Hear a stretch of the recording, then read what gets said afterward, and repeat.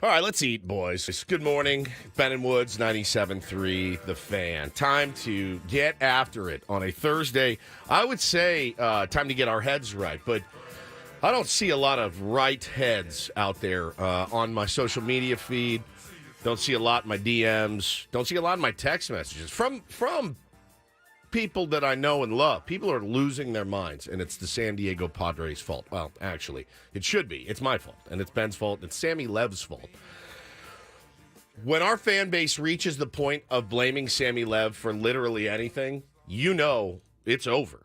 It's over. Sam Levitt, the hardest working guy maybe in this town, the guy that is the least controversial, the guy that is the just the steward of our team. When he starts catching shrapnel, it's over. Season's done. You blew it. Okay? So we're going to get into all this. Matt Kemp, what in the ever-loving F happened to you? What happened to you, man? This is unbelievable. What a Mamba mentality from Matt Kemp.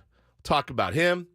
Talk about all kinds of stuff that transpired last night up in Anaheim and really the last few nights. Pretty pathetic, to say the least. And to be honest, the play was pathetic, but so have been some of the reactions. So we'll talk about all of it.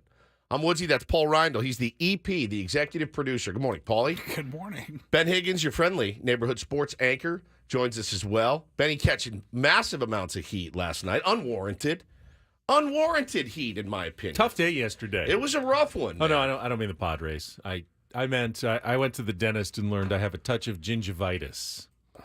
And that's devastating. I take good care of my teeth. Yeah, you do. I see your teeth every day. Your teeth are they're pearly white. You're on the news. I don't know what I've done wrong, but the dentist said, you're just going to have to work a little harder at cleaning out the plaque in between. Do you floss? Yeah, I floss. What do you use? Do you use floss or do you use like the dental tape? Picks? Like the picks? No, I used floss. Okay. Gingivitis. He said it's not a full-blown case of gum disease, but you do have a touch of gingivitis. You're going to have to address that. Yeah, we're just getting old. Do the Padres have gum disease or just a little gingivitis? I think that's the question here.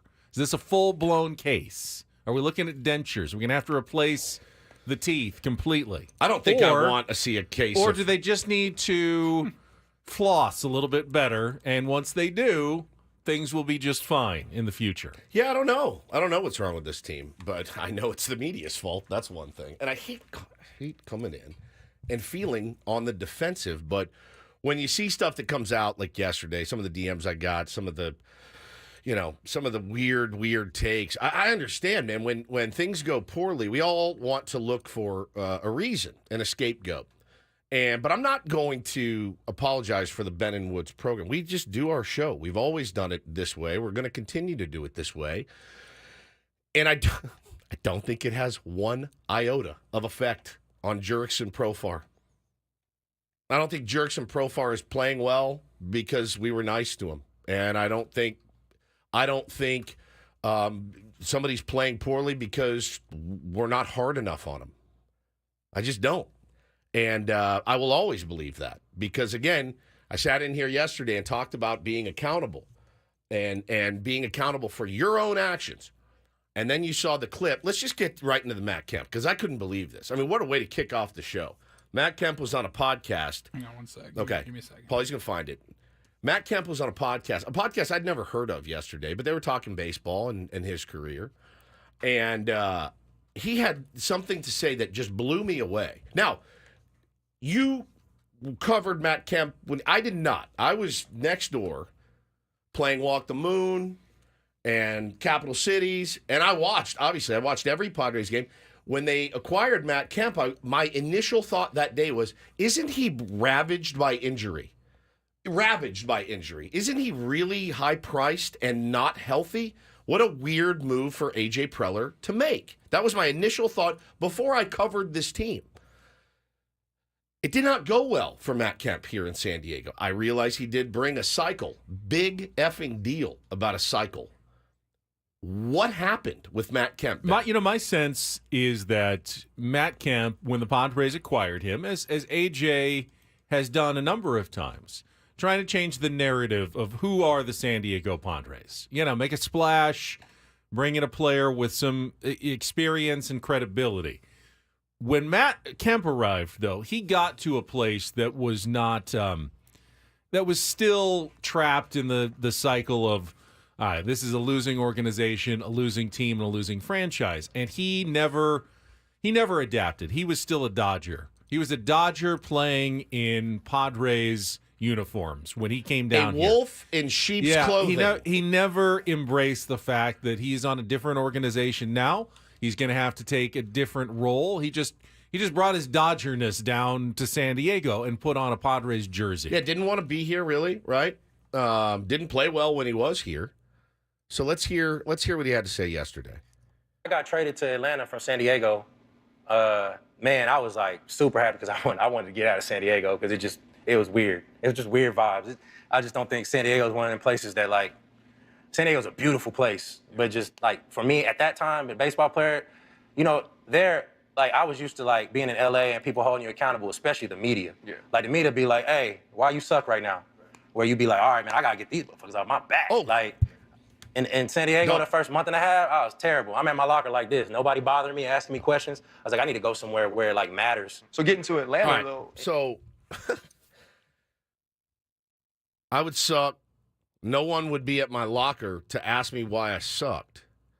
So let's. I feel like a time to kill right now. Let's break that down for a second. You needed Kevin Acee. Who was the beat writer back then? Back then, might have been Tom Krasovic from the UT. Okay, and Tom. It was probably Dennis, actually, at the UT. Dennis. Okay. That might have been when he was still with the UT. So Corey Brock was MLB.com. So you sucked. Admittedly, and then because Dennis Lin wasn't there to ask you, what's your problem? You're like, man, this is, I need these guys to motivate me. Well, he just admitted. He knew. He already knew he sucked. Right. He knew he said, I said, I'm playing terrible, but no one's there to ask me why. But you already know you're playing terrible. Right. And get on him a little bit. I mean, okay, so, again, I heard that clip. I listened to it a few times yesterday. I don't know that the fever pitch for the San Diego Padres, I mean, it kind of restarted there when AJ started trying to acquire a lot of talent and bring it in. But to me, I looked at that and said, you want to go somewhere where it really matters, right? The fans respond to players that play well, and the fans respond to players that embrace the city. The fans respond to players that bust their ass for the franchise and realize I'm a big leaguer. I just got traded here. They see something in me. They value me. You didn't value us? That's not our fault. That is not the fault. Also, Todd Strain from NBC yesterday tweeted, didn't Matt Kemp have like a big recliner that he dragged into Andy Green's office where he would sit where the media wasn't allowed? Let's get the full context here of Matt Kemp and his time in San Diego. Again, I wasn't here. I was here, but I wasn't covering that team. But I mean, I've had this. Whatever Matt Kemp said has nothing to do with this team. Zero whatsoever. Zero. At the time, there was excitement. Rockstar GM. Yeah, dude, it was catching on. There was a new excitement about the Padres, but there was no, established culture of fandom even surrounding the Padres coming into that season. Now, there's no way anyone can argue that Petco Park isn't one of the most dynamic, electric places to play baseball. Sold out almost every single day. The fans are loud. The fans are into it. It's as good of a baseball environment and city now as anywhere in America, and the players will tell you that. So there's no excuse to say that, San Diego, it's just laid-back place and I didn't feel it. No, that's not what it's like anymore. So that's not an excuse that this team. I will lose my mind if someone on this team right now said that. Hey, yeah. I just wish fans and media cared more here in San Diego. No one's cared more about the Padres in the history of the Padres than they do right now. These last couple of seasons. And his numbers weren't actually terrible in 2015. And when he got traded to the Braves, they actually fell off. They actually fell off from his numbers here in San Diego. So I don't know, man. I think I saw that yesterday and I went, geez, Matt, like he had a lot of the same traits as Eric Hosmer. And especially when you look back at their Padres tenure, it's like, bro, you just said it. You ran from the media. Like when Hosmer says, "Oh, I wish I had a platform." You had it, bro. You had all the platforms you could want. I would have given you. I would have given you the 7 a.m. hour every day of our show. We tried so hard to get Eric Hosmer on. Matt Kemp is essentially admitting what I think we all felt at the time.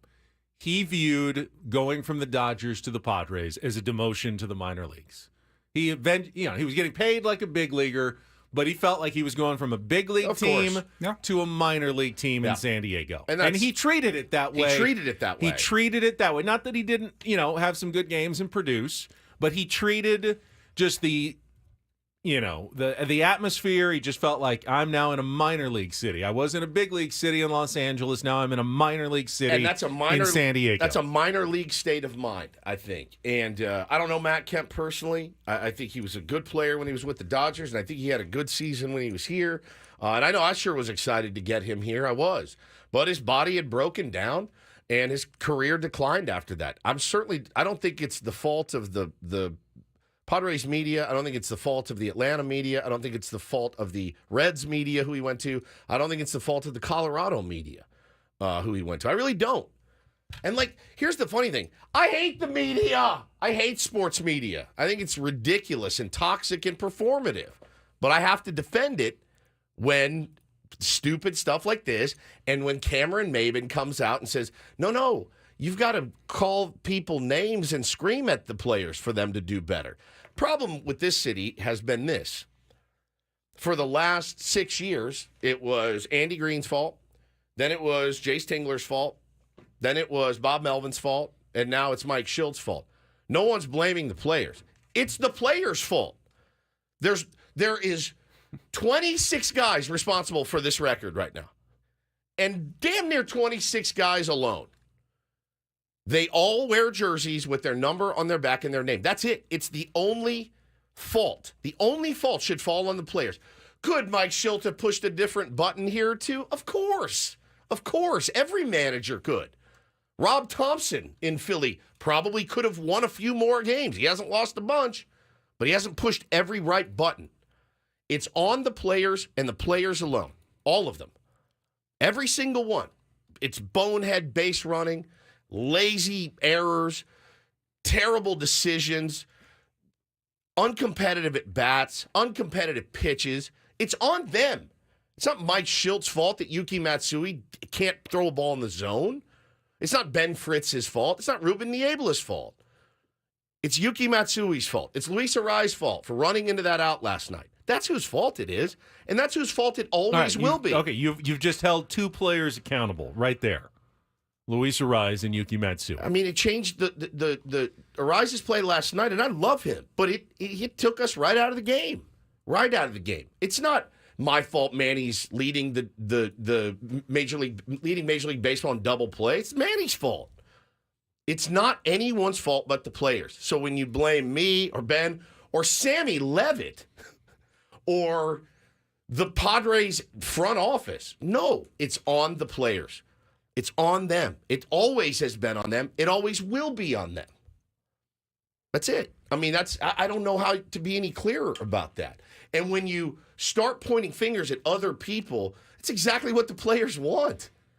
It's exactly what they want. They have to play. At the same time, I don't think the answer is now, well, you got to bench Luis Arraez because he made a mistake. Absolutely not. He made a mistake. Bro, and it was a costly one. That is that thing. That's that thing where... Does that mean your organization doesn't have any accountability, though? When players make mistakes and they're not punished some way for those mistakes, are you now lacking accountability? What are you supposed to do on a big league level when one of your best players makes a costly mistake? How do you respond to that as a manager, a general manager? You know he's one of your best players. Correct. He made a mistake. So now what's the accountability for that? And that's always the most fascinating question. Does he go, I can't do it. I can't go chew Luis Arraez out for his base running. Right? That's fair.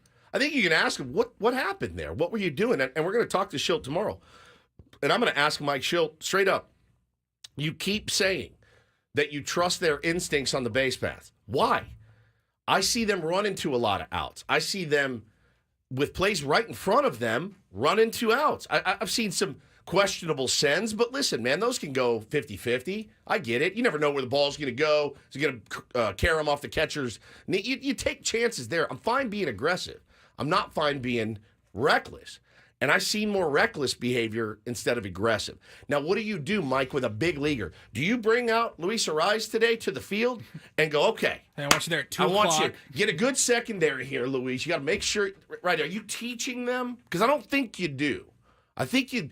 I also don't think you should. Exactly. They're pros. I think you can say, hey, guys, let's red light tonight. Let's see what we can do offensively before we start running into outs. That's something I think you can do. But you said it off the air. Are you then hamstringing your team? I don't know. The way this team hits, if you're telling them you got to back off aggression on the base path, so, all right, so we need 4 singles now to score a run if we're not going to be aggressive on the base paths. You don't get 4 hits in an inning that often in Major League Baseball. For sure. And you're not getting tons of extra base hits, so now you're asking your team to do the nearly impossible to put together rallies. Yeah, they did it in Kansas City. They got 11 hits in an inning. Wake me up when that happens again. We'll probably be old and very gray by the time that ever happens again. So if you're going to hit a lot of singles, if you're going to be a team that's putting the ball in play, making contact, you have to be aggressive on the base paths, or you're just sitting there first, second, third, home. That's not a recipe for an effective offense. No, it's not. I mean, but again, the thing that's hysterical, and I love Alex. Alex is in our chat every day, but he says, Machado, Musgrove, Xander, and you contract will hurt us for years. That's what needs to be talked about. It has been. It has been ad nauseum. But, Alex, what are you going to do about it? What can you do about it? Nothing. You're hamstrung. That's why I said before the season started. Being a fan is the team giving you a bowl and saying, eat it or don't. It's not like the Padres held an open forum before those contracts and said, hey, this is what we're about to do. You guys agree? Yay or nay, let's talk about it. It's already happened. There's nothing you can do about it. All right, of Musgrove, hurt. Machado just got hurt yesterday. Is there anyone that you wouldn't want on the team right now? Like, if you could just say goodbye, and does that make the team better to get rid of Manny Machado? No, of course not. That being said, if you could say to the fan base, if you gave them the opportunity to say, cut them all and you don't lose any money, they probably would. They probably would. So, and that's your prerogative. I'm keeping those guys. I'm going to ride with those guys. That being said, I can understand, but you cannot change those contracts. Those contracts are done. You got to look forward. Looking behind is going to kill you. It's just going to kill you. There you go. That's it. I'm done. Is that foreplay? I don't even know. This is like the most aggressive foreplay of all time. All right, we'll set the menu for the show. That was like our longest opening segment ever. And we'll come back on a Throwback Thursday, a Roundtable Thursday. That'll get spicy. Coming up at 10 o'clock today with Bennett Woods, Paul Reindl. Let's check traffic with Kelly here on San Diego's #1 Vicky sports Pepper. station. Oh, Vicky Pepper. I did get an email that Kelly was going to be out. Thank you. Vicky in today with traffic on 97.3 The Fan.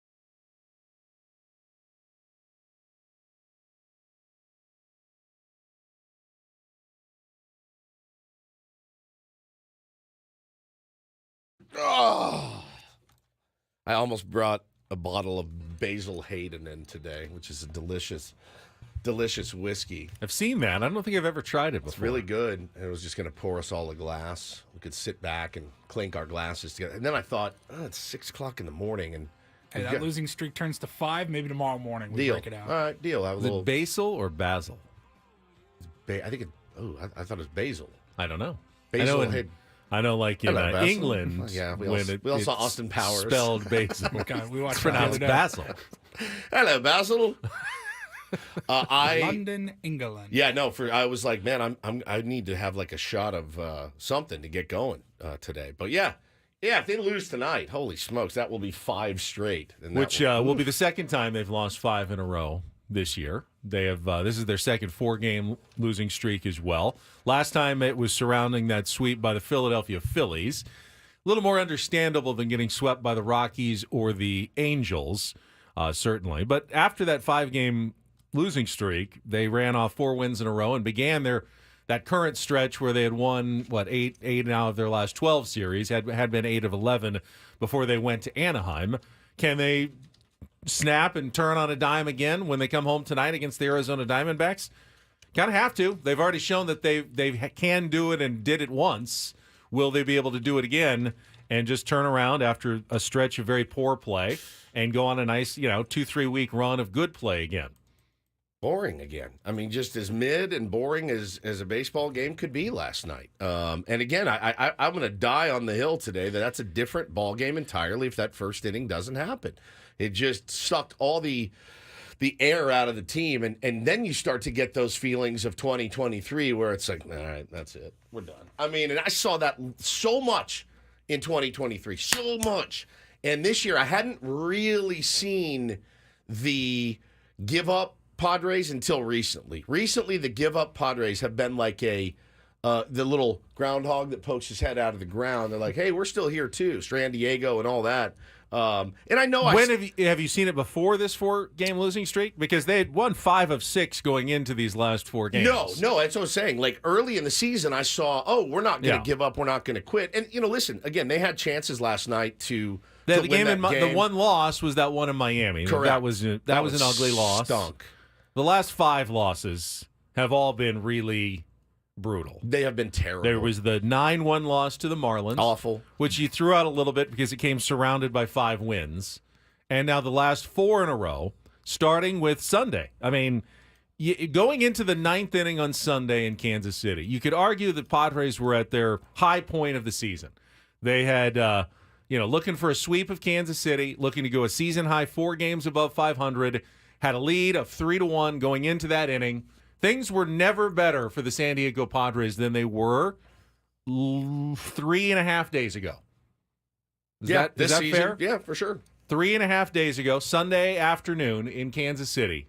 That was the high point going into the 9th inning. About to win your 3rd straight, about to go 4 games above 500 for the first time this season. Everything was finally coming together and heading in a positive direction. And then Yuki Matsui came in, blew the game. And since then, now we feel like we're at a low point of the season. Maybe not record-wise, but it feels like this is the low point for the Padres now in 2024. Yuki Matsui came in and blew the game because Stephen Kolek couldn't hold an 8-run lead. Stephen Kolek is on the team as a Rule 5 guy because A.J. Preller brought him in, won't give him up. Haven't seen him since, right? We haven't seen Stephen Kolek throw since. And now with Yuki being fairly ineffective, you get the chain reaction, and what that chain reaction is 4 straight losses. And listen, you're going to have to find a way to right the ship. And now you're coming home where you hate playing. I mean, it just doesn't bode well for this team right maybe now. Playing badly on the road will maybe the narrative flips. Cure them of not playing well at home. I know people hate perspective. Don't give any perspective. You cannot give perspective. I mean, is it the not? Next words out of your mouth are if the playoffs. No, it's not. It's is it worth mentioning that the Padres lost 4 games by a total of 5 runs? No, it's not, because they should have won those games by like 14. Well, yes, it makes it more frustrating. It absolutely makes it more frustrating. Is it cause for panic though? Yes. when you're losing just a bunch of close games, or is that part of a baseball season? Do you not feel panicked? Because I feel panicked. Panicked is the right word for what I feel. I don't feel panicked. I feel panicked. I did not feel panicked. You know what? I didn't really feel panicked after the Rockies series. I was pissed. But I was like, weird stuff like this happens in the course of a baseball season. I even said, hey, man, teams that won the World Series, the friggin' the Rangers got swept by the Padres, and they won the World Series. The Padres were terrible at that time. It happens. Now, when it continues to happen, that's when the panic sits. I guess what I was worried about this week with Joe Musgrove and Yu Darvish going on the injured list was that all of a sudden we'd see the Padres giving up 6, 7, 8 runs a game. Pitching's been phenomenal. And that would have been what I was going to panic about. Like, okay, the pitching depth is falling apart here, and they're not going to be competitive in these games because they don't have enough pitching. And that hasn't been the case at all. They have 4 consecutive quality starts. 3 were fantastic. Last night, obviously, Dylan Cease gave up the 2 home runs, but after that, gave up nothing. The pitching has been really good. The thing I was most worried about this week has been outstanding for the Padres. And I wasn't really worried about the hitting. No. The hitting looked great coming into this week. And again, I had no concerns about the offense. Was just the lefty thing, but you thought that would there were minor concerns, but that's not what I was kind of concerned about. Sucks. I don't know. It just wasn't what I was looking for this week at all. It goes back to the overarching theme of this job and baseball fans. You don't know anything, and you can't prognosticate anything. Nothing. When you see at the beginning of the year, geez, dude, we got a whole lineup. 1 through 9 is right-handed hitters. We're dead against righties. We're dead. Everybody would have said that. You could have gone to MLB Network and said, look at this Padres lineup. What do you see? Every person, from Harold Reynolds to Mark DeRosa, down the line, they go, they got no lefties. There's no lefties on this team. We got to get some lefties. No! We only hit right-handed pitching. So, again, Harold Reynolds, Ben Higgins, Stephen Woods, Hacksaw Hamilton, it doesn't matter. It doesn't matter. Well, you don't know anything. They faced a right-hander last night, and they did not score runs last night. Correct. Now, they made contact. They struck out once. It's weird. They beat the ball into the ground. Yeah. They beat the ball in the ground all night. 9, 10 straight ground balls. A lot of ground balls. My son, who's 6, was like, hit it in the air. Try to get a home run, for the love of God. It's panic time. But then they do that, and it's like, oh, great, swinging for the fences, and there's a bunch of warning track flies, and it's last year. Soriano's what's going on? Ground ball to fly ball ratio is 13 ground balls to 2 fly balls. How are you not panicked? I'm panicked. I guess I'm not as panicked because I've accepted that this is who this team is. Well, we've all said it. They're a 500 team, and now we're all upset because they're playing like a 500 team. And they'll win 3 out of 4 against the Diamondbacks, then they'll drop 2 out of 3 against the A's, and they'll be 1 game below 500 in a week. Mark my words. And they're gonna hit a bunch of ground balls, and they're not gonna hit a lot of home runs because through 65 games or whatever, this is who this team is. This is what we learned that lesson last year. I can't harp that enough. After 60 games, you can learn who your team is. Rob says trying to hit home runs leads to crappy at bats. You know what else it leads to? Leads to home runs, and we don't hit enough. We don't hit enough. The lack of slug is something that I am concerned about. No doubt about it. Slug in like 3 years, it feels like. Since 22. I mean, Juan Soto brought some slug. Yep. Manny hit 30 bombs last year. I thought this team would slug a little bit better than they have, and they just have not had a ton of slugging percentage. And that, I think, is a legit concern in addition to the left-handed thing. We'll talk about all of these issues, including on the roundtable, coming up at 10 o'clock. We do need to get to our Padres wrap-up. That's in our next segment. It's a lot of Padres talk. Our usual features, it is a Throwback Thursday, which means we'll play some real or fake for a chance to win those tickets to the Kings late night at the San Diego County Fair in our 7 o'clock hour. It's an Eno Sarris Smart Baseball Thursday. The Padres even defy Eno Sarris' smartness usually, though, but we'll see what his perspective on all of this is at 8:35. That is coming up later on the program today, but Padres wrap up next with Ben and Woods on San Diego's #1 sports station, 97.3 The Fan.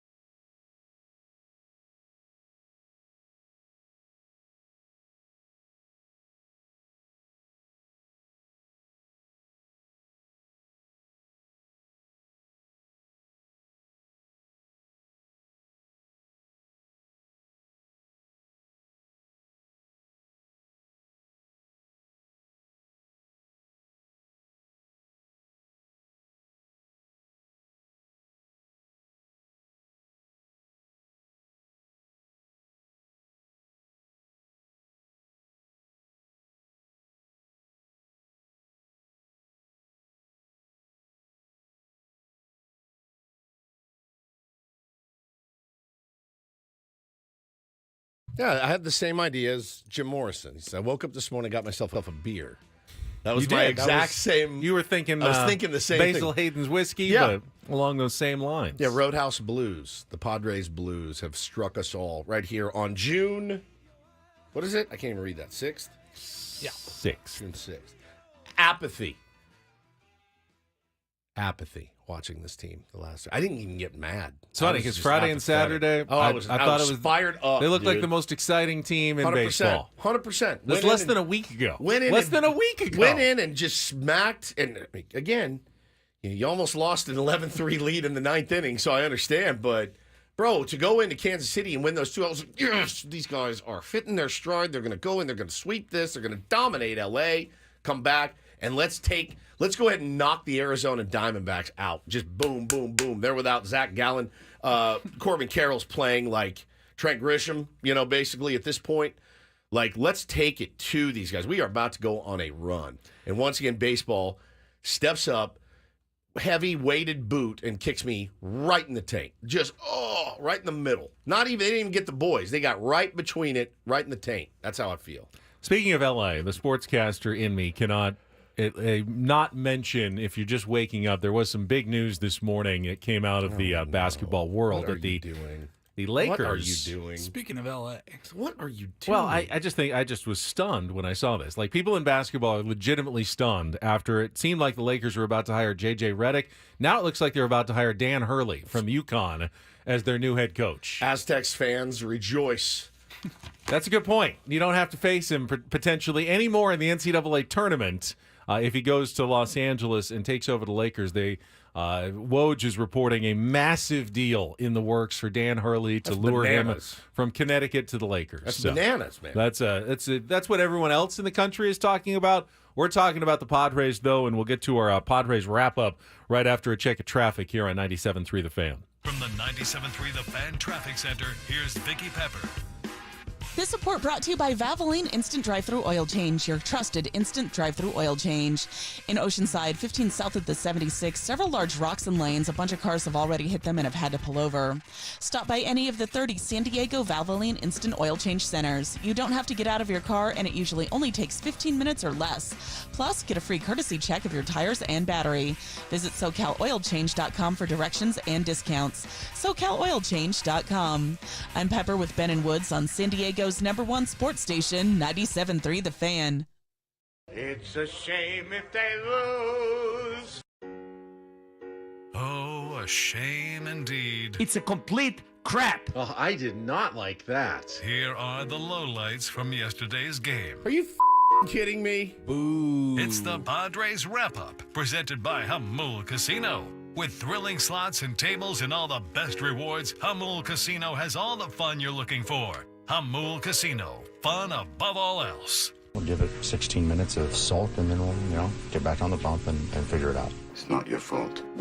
2-2 to Shawnuel. Cease will deliver.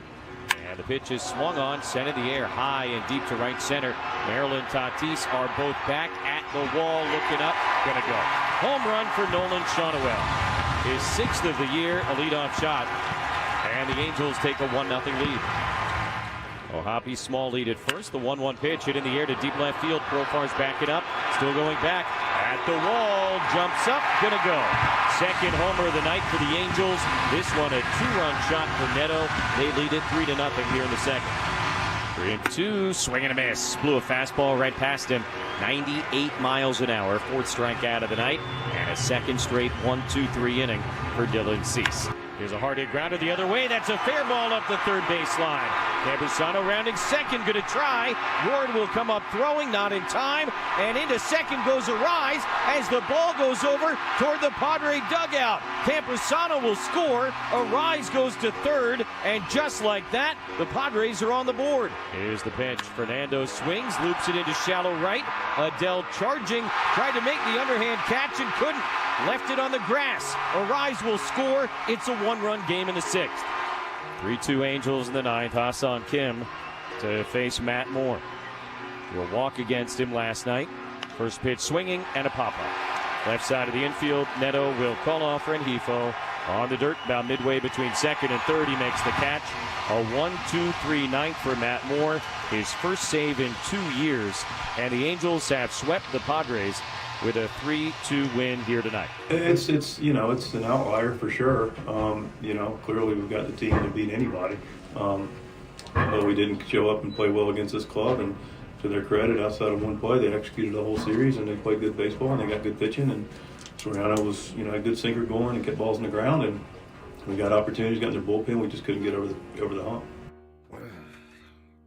Not pictured or not heard in the highlight montage, what was perhaps the most critical play of the game on the second batter of the game, when Luis Arraez was thrown out going from first to third on Fernando Tatis Jr.'s infield single, potentially torpedoing what would have been a big inning to start the game for the Padres, and instead turning it into an emergency hatch for the Angels pitcher, who he was good. Jose Soriano was good, but had to work for, had to throw 25, 30 pitches, giving up a run or two in the first inning, perhaps that sinker would not have been the same sinker the rest of the game. You let him off the hook on 5 pitches in the first inning. Yeah.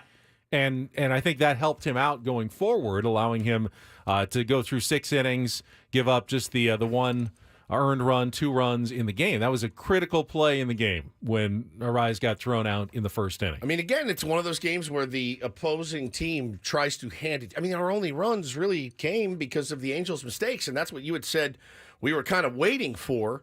Had they played like that in all 3 games, I'm still not sure if we win one or any of those games. Honestly, I'm still not sure based on just the lack of offense that this team has exhibited this week at all. So very, very frustrating 3-game series, very boring 3-game series. A lot of mistakes. Couldn't capitalize on their mistakes. I think I'm a little bit tired of the.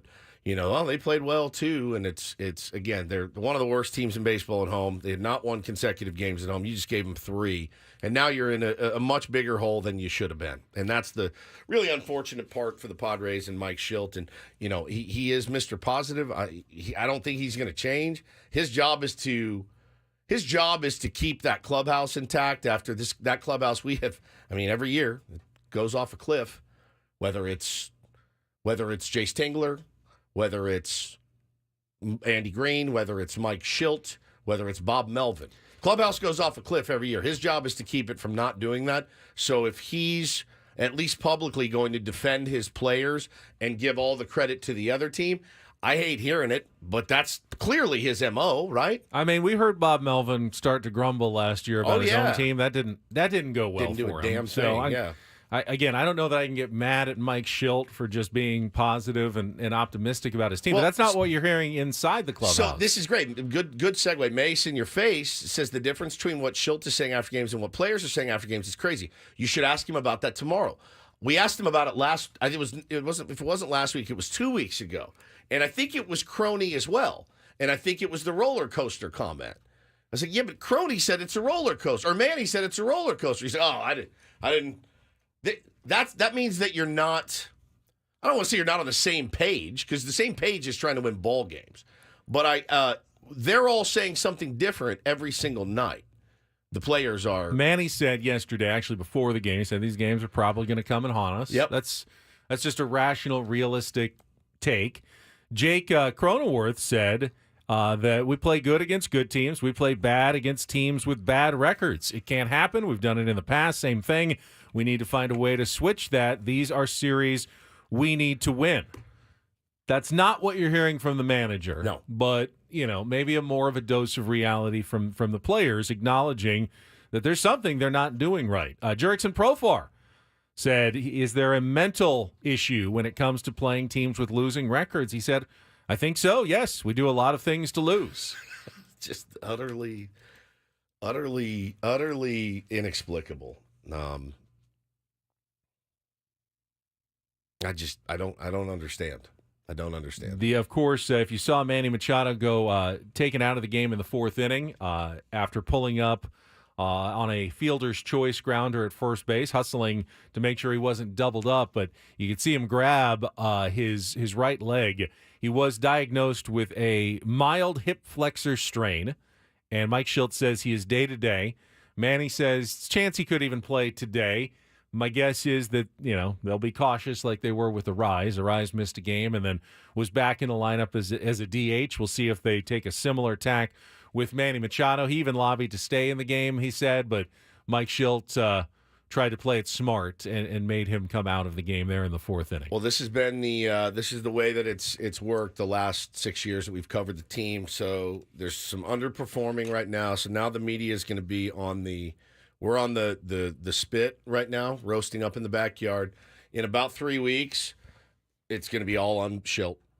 And then they'll be wanting another manager in. We like to average a manager every 18 months or so, which is really good for year and a half. Every year and a half or so. It's good. It's good average. It's what you want from your team.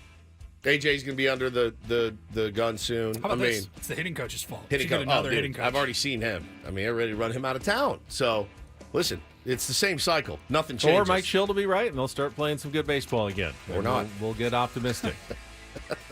Or not. They have done it about half the time this year. Correct. Exactly half the time. To be fair, that is true. All right, we'll continue our discussion, play a little Real or Fake on a Throwback Thursday next year on 97.3 The Fan.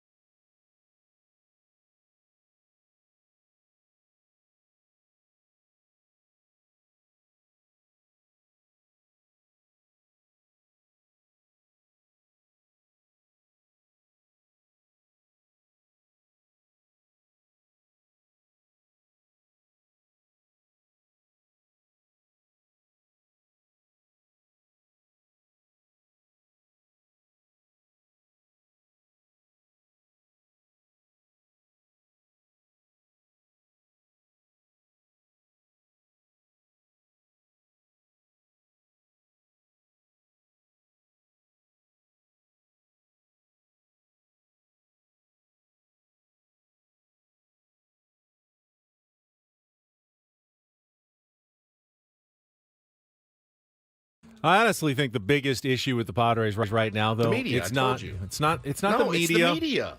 It's not the players not caring enough. It's not even the mental mistakes that we've seen on the base paths, which are they do need to be cleaned up. But ultimately, that's a much easier fix than the biggest problem that I see with the Padres right now, and that is the lack of extra base hits. The reason the Padres didn't beat the Angels, they did not hit a home run in the series. Manny got one. That's right. They had the one home run in the that's series. it. One home run in the series, but they had only one extra base hit, I think, the last 2 days. Is that true? That's and it was a ground ball by Arise yesterday down the line. That was the only extra base hit. They had no extra base hits on Tuesday. They had the Manny home run for their one run in the first inning of the series. And after the first inning of the series, they did not have another home run. And then yesterday they had the one ground ball double. They had no extra base hits on Tuesday. It's just hard to score runs when you have to do it single after single after single. I love passing the baton. That inning in Kansas City on Friday was amazing. That's not a recipe for sustained offensive success. You can't ask a team to have to put together 5 or 6 hits in an inning to get 2 or 3 runs. You have to be able to hit a home run. You have to have some doubles here or there. And the Padres, at least right now, have had almost no slug. There's no extra base hits. And it's, again, I do like bat to ball. I do like better than 3 true outcomes. I do. I'm not saying that. I'm not saying go get a team full of Kyle Schwarbers. It doesn't work. You got to have a little bit of everything on your squad. But, it's not a secret that every year the team that hits the most home runs in the postseason wins the World Series. It's not an anomaly. It's the fact that you're going to be facing the elite of the elite, number one. Yep. And then when you get to the postseason, it's really the elite of the elite of the elite. They pare it down to only use their best. Stringing 5-6 hits together to score 2 runs against those guys is much more difficult. So one guy that can work a walk, the next guy can hit a 2-run homer, 1 swing, 2 runs. That's just math. And so I'm not saying that we need to change our approach necessarily. I'm just saying getting maybe one more power bat would be great. But then again, who would that be? How much would they cost? And would they continue to do what they've done when they get to San Diego? But you can't just say we just need to out-hit our opponents. Correct. The Padres have out-hit their opponents. I tweeted this last night, and it wasn't to make everybody mad. They have out-hit their opponents in all 4 games of this losing streak. But also, man, when you make mistakes on the base paths, now you have to double what you do. Correct. Double your offensive output because you're running in outs all the time. Correct. But if you're already out-hitting your opponents, and that's not helping you win games, maybe there needs to be a bit of a course correction. It just, the funny thing is I'm watching last night, Nando gets on, and I'm sitting there going, go. Go. You want to be aggressive. You're the aggressive base running team. We're down a run, and you're standing at first with nobody out. And this fireballer on the mound, go. What better time than now to try to swipe a bag? Right there. But if he gets thrown out stealing, he was trying to get in a scoring position. If you're Mike Schilt, you can rest your hat on that. Well, he did. He ended up getting there on a wild pitch by being patient. But so then if he gets on a wild pitch, then he's in scoring position, steal again, get ready to try to win that baseball game, or at least in that case, tie that game. You want to be aggressive until you're not. Are you aggressive or are you not? You know what I'm saying? If he steals second, then there's a wild pitch. Guess what? He's on third. Lazy fly ball ties the game. Ground ball to the right side ties the game. Maybe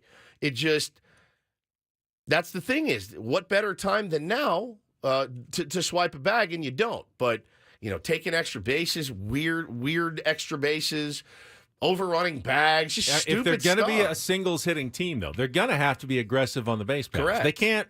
Mike Schilt can't go and give them the red light. I know that you said, hey, if you're going to keep running into outs, maybe stop them from going. But that's you'll never win. Leaper had the world's biggest stop sign on yesterday, and Arise just ran through it. So I don't know what you do there.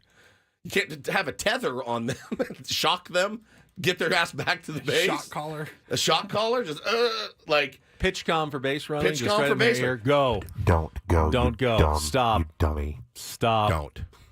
Stop. So, I mean, yeah, dude. It's. Don't do this. Yeah, just at some point, if you're going to play that game, then play that game, man. We need you. Don't tell me Fernando Tatis Jr. can't steal a bag there. I know that kid throws hard. He also can throw it all over the place, as we saw. So let's not blame Tatis. He went 4 for 4. Yeah, last no, night. I'm not blaming Tied him. His career high. I'm not blaming him at all. I'm just what I'm saying is is this the philosophy of the team or is it not? So that's it. It was a crap week to watch this team. A crap week indeed. And really, it all started on Friday night. I mean, even though they won those 2 games, it started. The decline of this week started 11-3, 8th inning, 9th inning. And that's where it started, and it's been the death spiral ever since. And now you got to find a way to get out of it, and figure it out tonight against the Diamondbacks. But it is brutal. It's a brutal watch right now. All right, we need to have a little bit of fun. We need a contestant for real or fake here on a Throwback Thursday. If you want to give us a call, 833-288-0973. This hour on 97.3 The Fan is brought to you by the San Diego County Fair. Share your memories from the 50s to the 90s for the Let's Go Retro photo contest at the San Diego County Fair. Let's go retro. I've never heard anybody say retro. Retro. Scooby-Doo. Uh-oh. Your winning photo could win the Best of Show VIP Fair Access Package plus a $500 Visa gift card. The entry deadline is June 9th. Learn more at sdfair.com. And our real or fake winner is also going to win tickets to the Kings of Late Night at the San Diego County Fair on June 21st, featuring Jay Leno, Craig Ferguson, and Arsenio Hall. Tickets are on sale now at sdfair.com. Are you shooketh right now with retro? Retro. Like that. All right, do I need to go? No, this is real or fake. You real get or to fake. stay. You actually get to help. I don't want to. You want to play? Let's just play. Yeah, let's play. get to it. Some are here for the compelling sports talk with Ben and Woods. If you can go plow through another donut. It's time for Real or Fake on 97.3 The Fan. Tell the people what they'll win today. Just told you, so let's go with Carl here. Carl, welcome to Real or Fake. How you doing this morning? Doing great. I'm the Ben, Paul, and me guy. Oh, remember the promo when you can't remember who the third host is? Oh! That's a great one. It's one of my Great favorites one. of all time. I bet it is. Made me laugh. All right, Carl, let's see if we can get you a win. Paul. That other guy. What's his name? What's his name? That's fine. All right, well, you're going to be counting on that other guy to help you. Absolutely not. Here on Real or Fake. Absolutely not. Here's your category today. Everybody remembers Shoeless Joe Jackson. Yes. But how much do you know about the other 7 men out? A lot. With MLB gambling in the news this week, today on Real or Fake, I'm going to give you a name. You tell me if they were a real member of the Chicago Black Sox, banned from baseball for fixing the 1919 World Series. Okay. Or a fake I've made up to fool you. Woodsy looks very confident. I am supremely confident. Carl, you ready to play? Sure. All right, let's go with round 1, Real or Fake. You need 4 out of the 7 to win.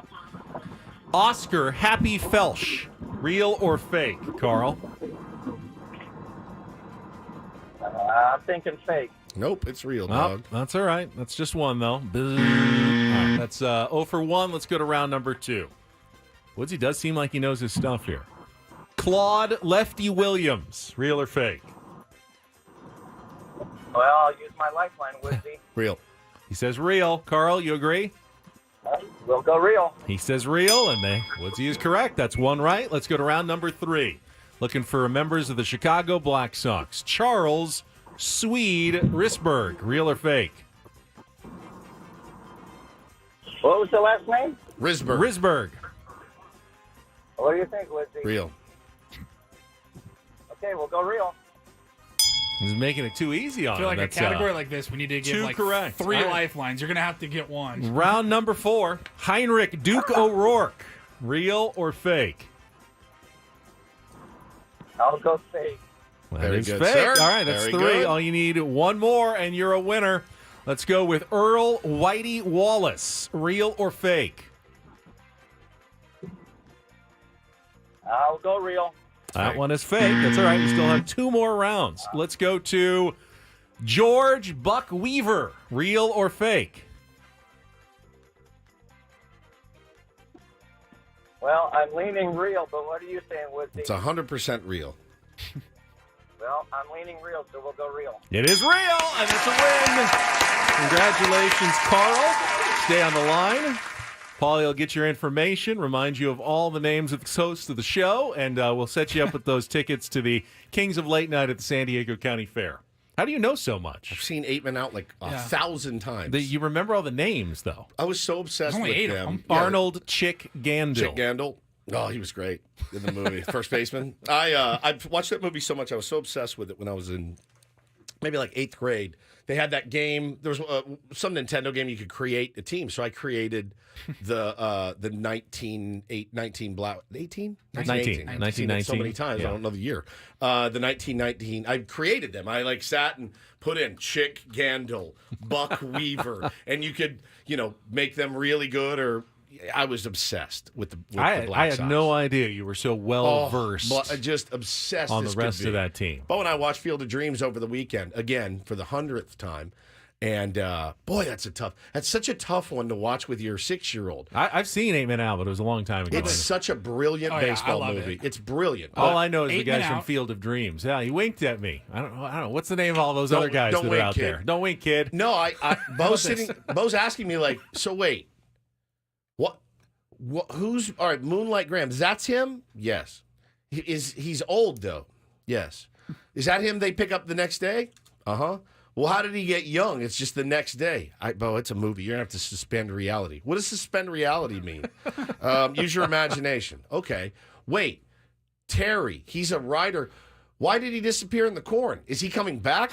Buddy, I've got no earthly idea. And apparently, whoever pitched this movie. They didn't want to answer any of those questions either. Right. So, but Hannah is looking at us going, this movie's the biggest piece of S of all time. And I go, you know what? It's not. Because we're laying there at the end. Of course. Dad, you want to have a catch? I'm sobbing uncontrollably. She's right, though. It's not. It's a dumb movie. But it makes you have feels. It's a great isn't movie. That what entertainment and art is My about? My favorite part of it, honestly, is he goes, why didn't you want to have a catch with your dad? He goes, it's when I read The Boat Rocker by Terrence Mann. He goes, it's not my fault. It's not. This is the kind of stuff that gets laid on me. We had this conversation with Dylan Cease. You were talking about Kandinsky. Like art that makes you feel something. Yeah, feel something. Yeah. That movie makes me feel something. It makes me feel something. So thus, it's a pretty good movie. You know what Bo said to me? He goes, if I could have one wish in the whole world, he goes, I would want that baseball field in my backyard. He goes, I said, well, what would you do? He goes, I would quit school. That's all he wanted to do was just play on that field. And I was like, buddy, I wish more than anything I could make that happen for you. Because I would quit work. That's what we would do. We would just play on the field all day long. It is so beautiful. That movie gets me every single time. Your brother-in-law is going to foreclose on your farm because you're not working anymore. It's a bad scene. It's a bad scene. Can you imagine me trying to be a farmer? The guy lost his crop again. Yeah, Ray, not a good farmer. Not a good farmer. I was thinking about it. 4 of the greatest baseball movies, or at least the most well-known baseball movies, all came out within a year of each other. We need 8 more. Men Out, 1988. Major League was 89. Bull Durham was 88, and then Field of Dreams in 89. Yeah, we need more of these. 8 Men Out is better than Field of Dreams. Yeah, it's different. It's a different movie. You get more. There's more feelings involved, certainly, with Field of Dreams, but yeah, I mean, I love cheesy. them. I love them all. I think I said it was dumb. It's extremely cheesy. Bro, we watched also same weekend. Watched For Love of the Game, which is a terrible movie. I never liked that movie. But I love it. I love it. I love that. The perfect game. What's he been in the league 25 years or something? It's just great. I love baseball movies. I love baseball. I don't like covering baseball necessarily every single day, but I do love the game. Don't Do This is coming up next. Can we bring back Matt Kemp's comments again? Sure, yeah, let's bring it back. And talk a little bit more. We did it in our open, but we really need to dig in to some what I thought were just inane. Absolutely. Field of Dreams isn't cheesy. I take that back. It's corny. It's very corny. Very corny. And that's a pun. Corn. I get it. All right, we'll talk about Matt Kemp and more next on Don't Do This. With Ben Woods after a check of Pepper's traffic here on 97.3 The Fan.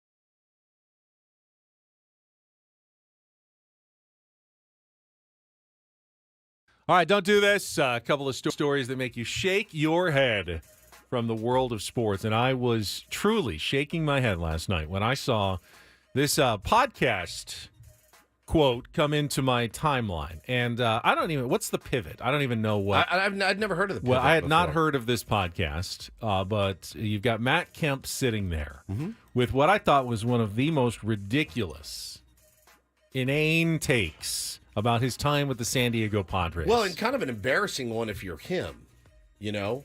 If you're him, I thought it was more embarrassing to him than the media or fans or anything like that. When I got traded to Atlanta from San Diego, man, I was like super happy because I wanted to get out of San Diego because it was weird. It was just weird vibes. I just don't think San Diego is one of the places that like, San Diego's a beautiful place, but just like for me at that time, a baseball player, you know, like I was used to like being in LA and people holding you accountable, especially the media. Yeah. Like the media be like, hey, why you suck right now? Where you be like, all right, man, I gotta get these off my back. Like in San Diego, the first month and a half, I was terrible. I'm at my locker like this. Nobody bothering me, asking me questions. I was like, I need to go somewhere where it like matters. So getting to Atlanta though.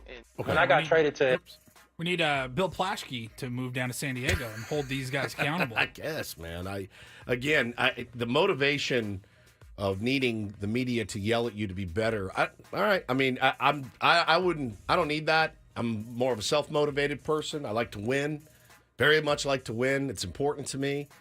Competitive, you know, and I don't make $24 million a year either. Has that sentiment always been around? I think so. Like when the Chargers had a disappointing season or a early playoff exit, was LaDainian Tomlinson coming out and just, I just wish the media held us accountable a little bit better. I don't remember any of that. I remember the Chargers being very thin-skinned about criticism from the media. Well, as have the Padres. The Padres have been very, let's be honest, when there is criticism, they don't react well to it.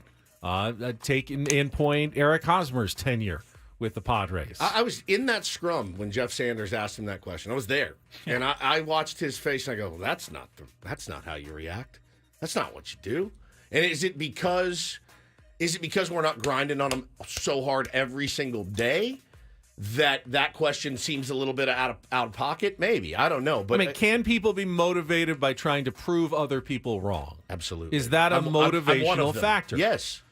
So in that sense, could someone say, but it's not, hey, being constantly criticized by the media gives me a little extra incentive to prove them wrong and that I am a good player? Yeah, I guess that's possible.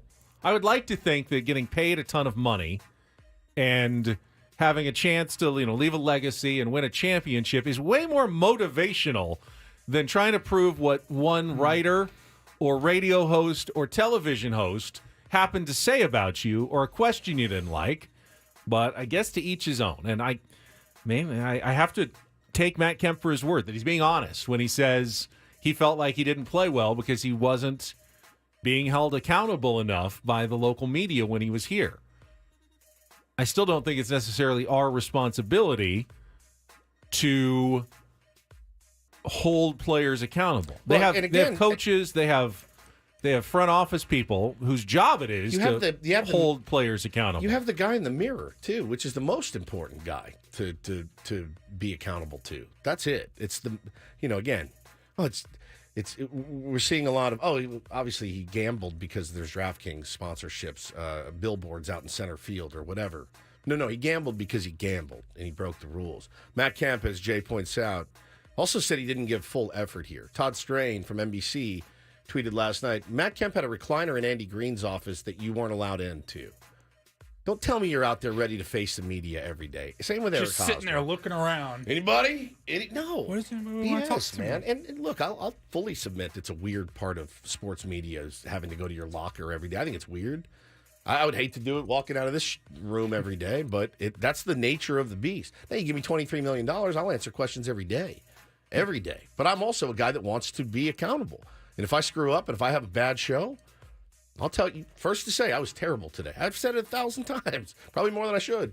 But it's just... you wouldn't blame the Tier 1s for not holding you accountable for your show? Absolutely not, man. Absolutely not. So Yeah, it stinks. That's a crap take. But I will go in a different direction, off to the Windy City, where this beef has been brewing. We've told you about the guys from 670 The Score and White Sox broadcaster John Schifrin, and how John Schifrin was on the air saying, hey, listen, if those radio guys rip you, nobody cares. They suck anyway, right? And then the guys from The Score getting all butthurt about it. And it's been a war of words between these guys. So then you've got the meeting of the White Sox and the Cubs. And so what does that mean? That means everybody's together. That means the guys from 670 The Score are in the press box. They popped in to actually introduce themselves and shake hands with John Schifrin. And they said, look, we've been talking about his interesting choices as the White Sox broadcaster. He's turned down interview opportunities. You went viral for the critique of Bill Veeck. You said you wanted to be the one to make the intro for the show. You wanted to be the one to do it. I wasn't going to deny you that. I've thought about what critiques are fair, what kind of critiques are not. Most of us want to have a direct conversation. So he walks into the TV booth to say, hello, man, like extend his hand. An olive branch. An olive branch, if you will. He says, I opened the TV booth. There was John. Stepped up, extended my arm. I said, hey, John Schifrin, Matt Spiegel from 670 The Score. He patted my arm on the side with the back of his hand and said, hey, buddy, how you doing? And walked out. He said, that was the extent of my interaction. Tried to shake his hand. If he wants to MF me to my face, I'm right here for it. Then his co-host said, turning down a handshake, that's dirty. That's Bush League. You don't have to come on, but extending the handshake and him blowing it off, that's just weak. This is never going to end between these guys. I mean, it's as juicy of sports broadcasting drama as we get. Do we need to get into some beef with someone else? Jesse? Ooh. He would eviscerate us. Yeah, that's eviscerate. I don't want to punch above my weight class. Yeah. He would eviscerate us. So I feel like me and Tony Gwynn Jr. are starting something. I feel a little kind of in the round tables. I can't wait for could the day. Continue today. Is he coming today? I think so. See if we take our beef to the next level. Finally, by the way, extra don't do this to the White Sox, who have matched their franchise record now with 13 consecutive losses, and the Cubs passing the Padres for the second wild card spot yesterday with their win over the White Sox. They're back to 500. All right, do this moment.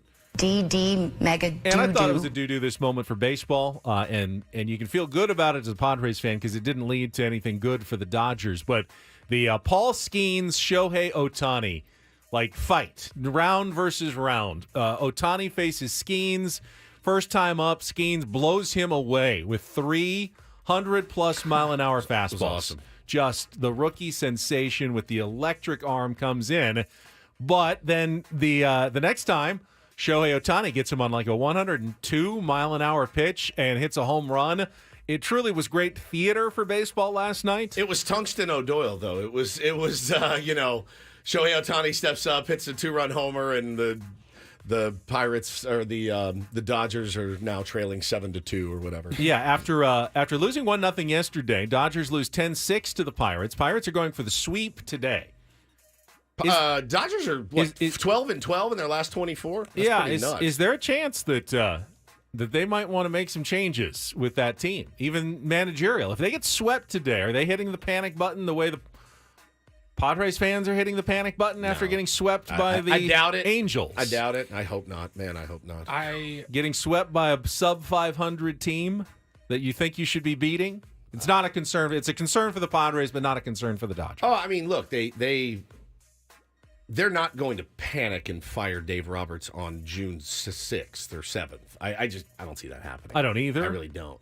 I'm sure you guys talked about this. I hope they don't. Did I see over the weekend or some report that the Dodgers are looking to add some star power at the trade deadline? Yeah, they're going to be in the mix for.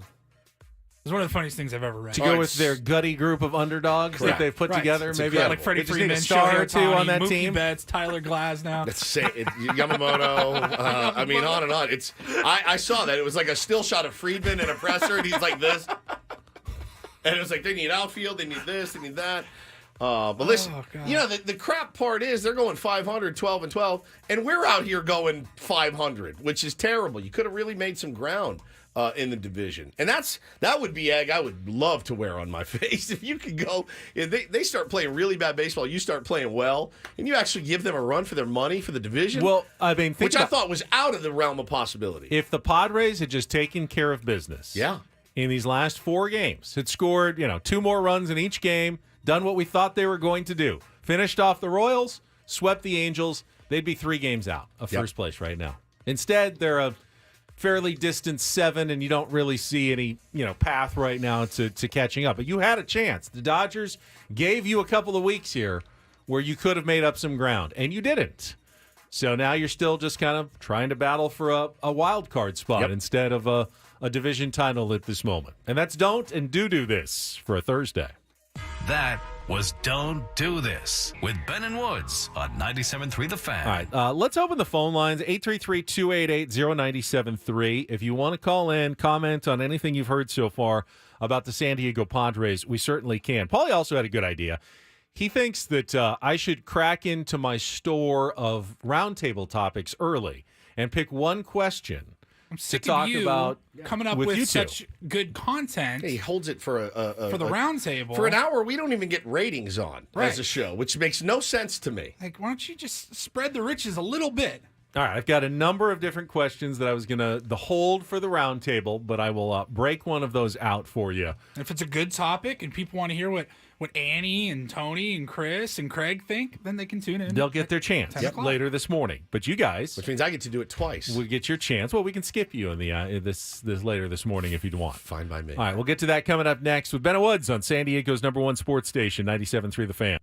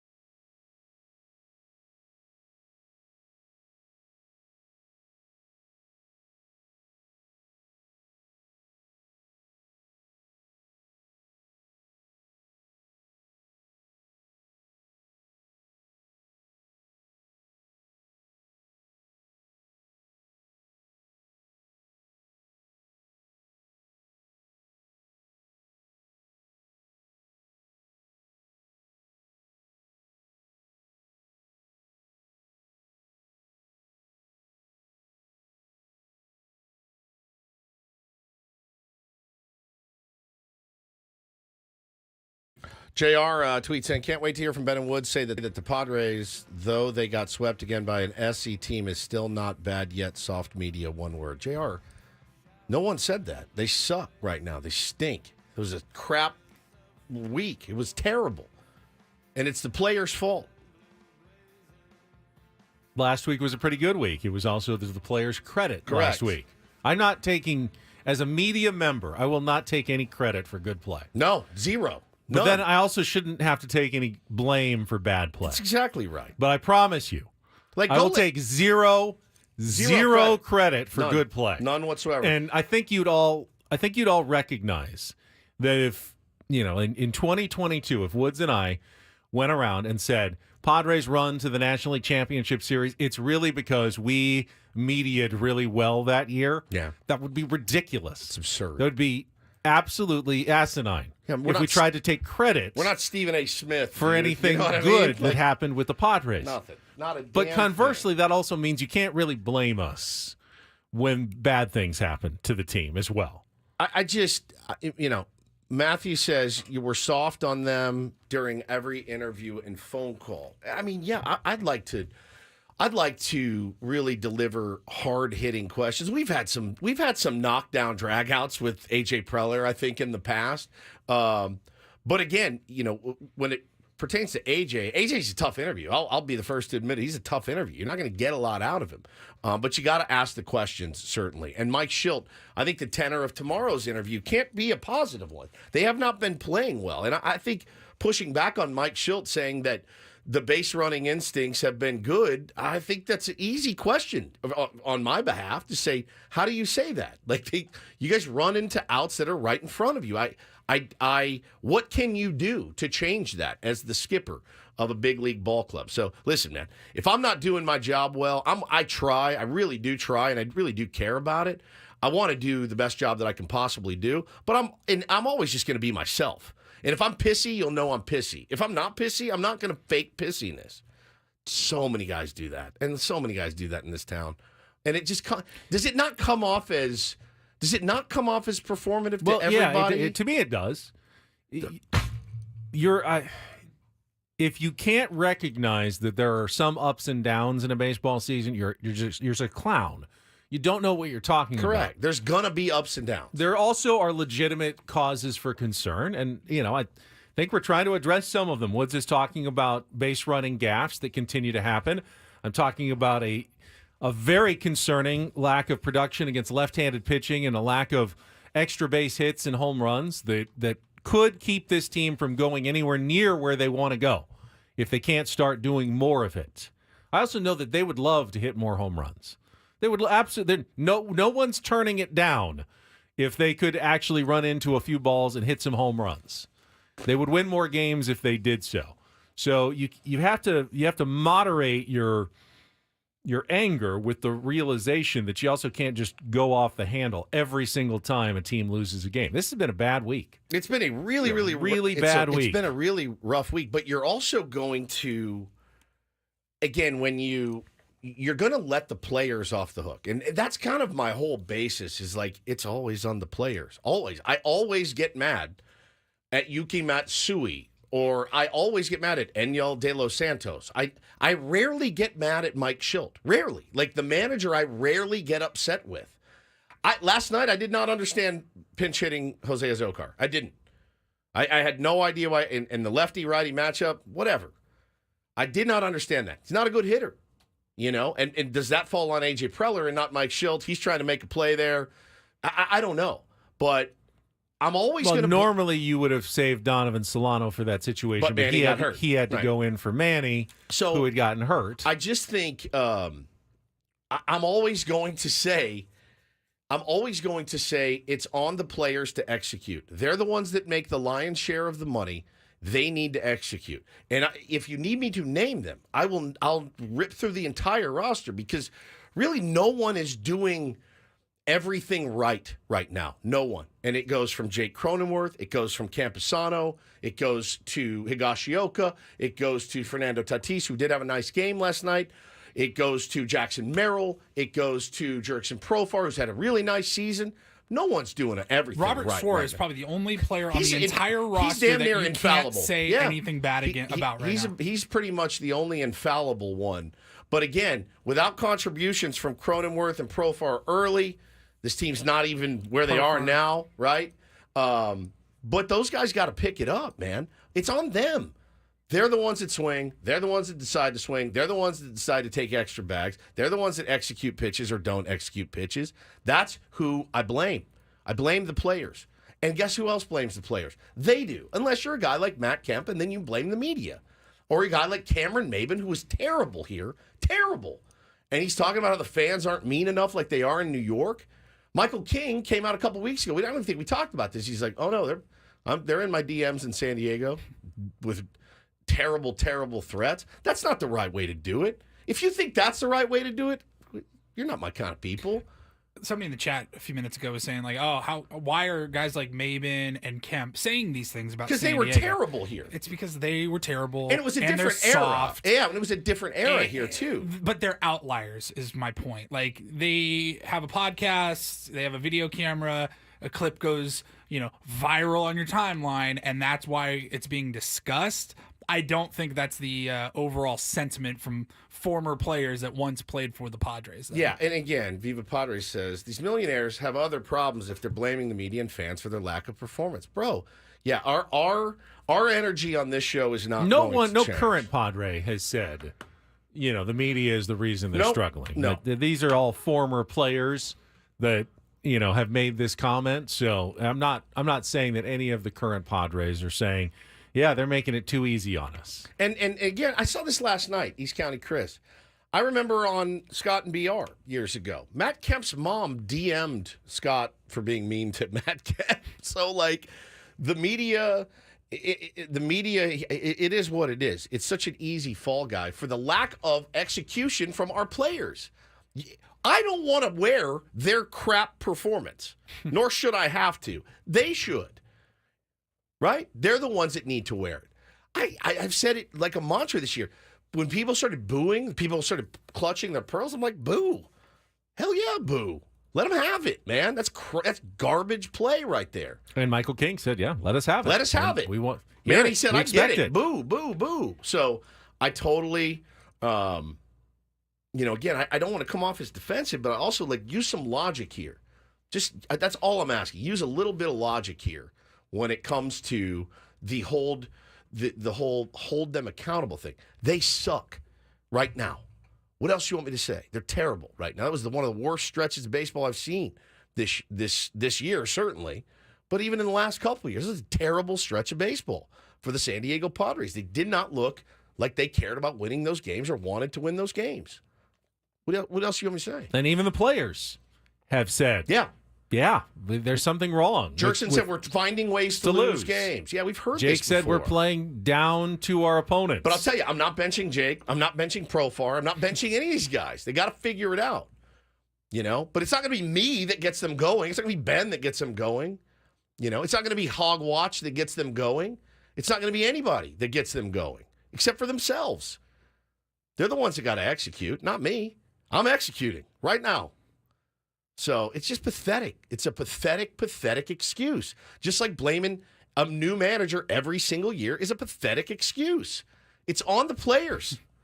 It's always been on the players. It always will be on the players. I don't know their work ethic. I'm not in there. I don't know what they're doing to improve themselves on a daily basis.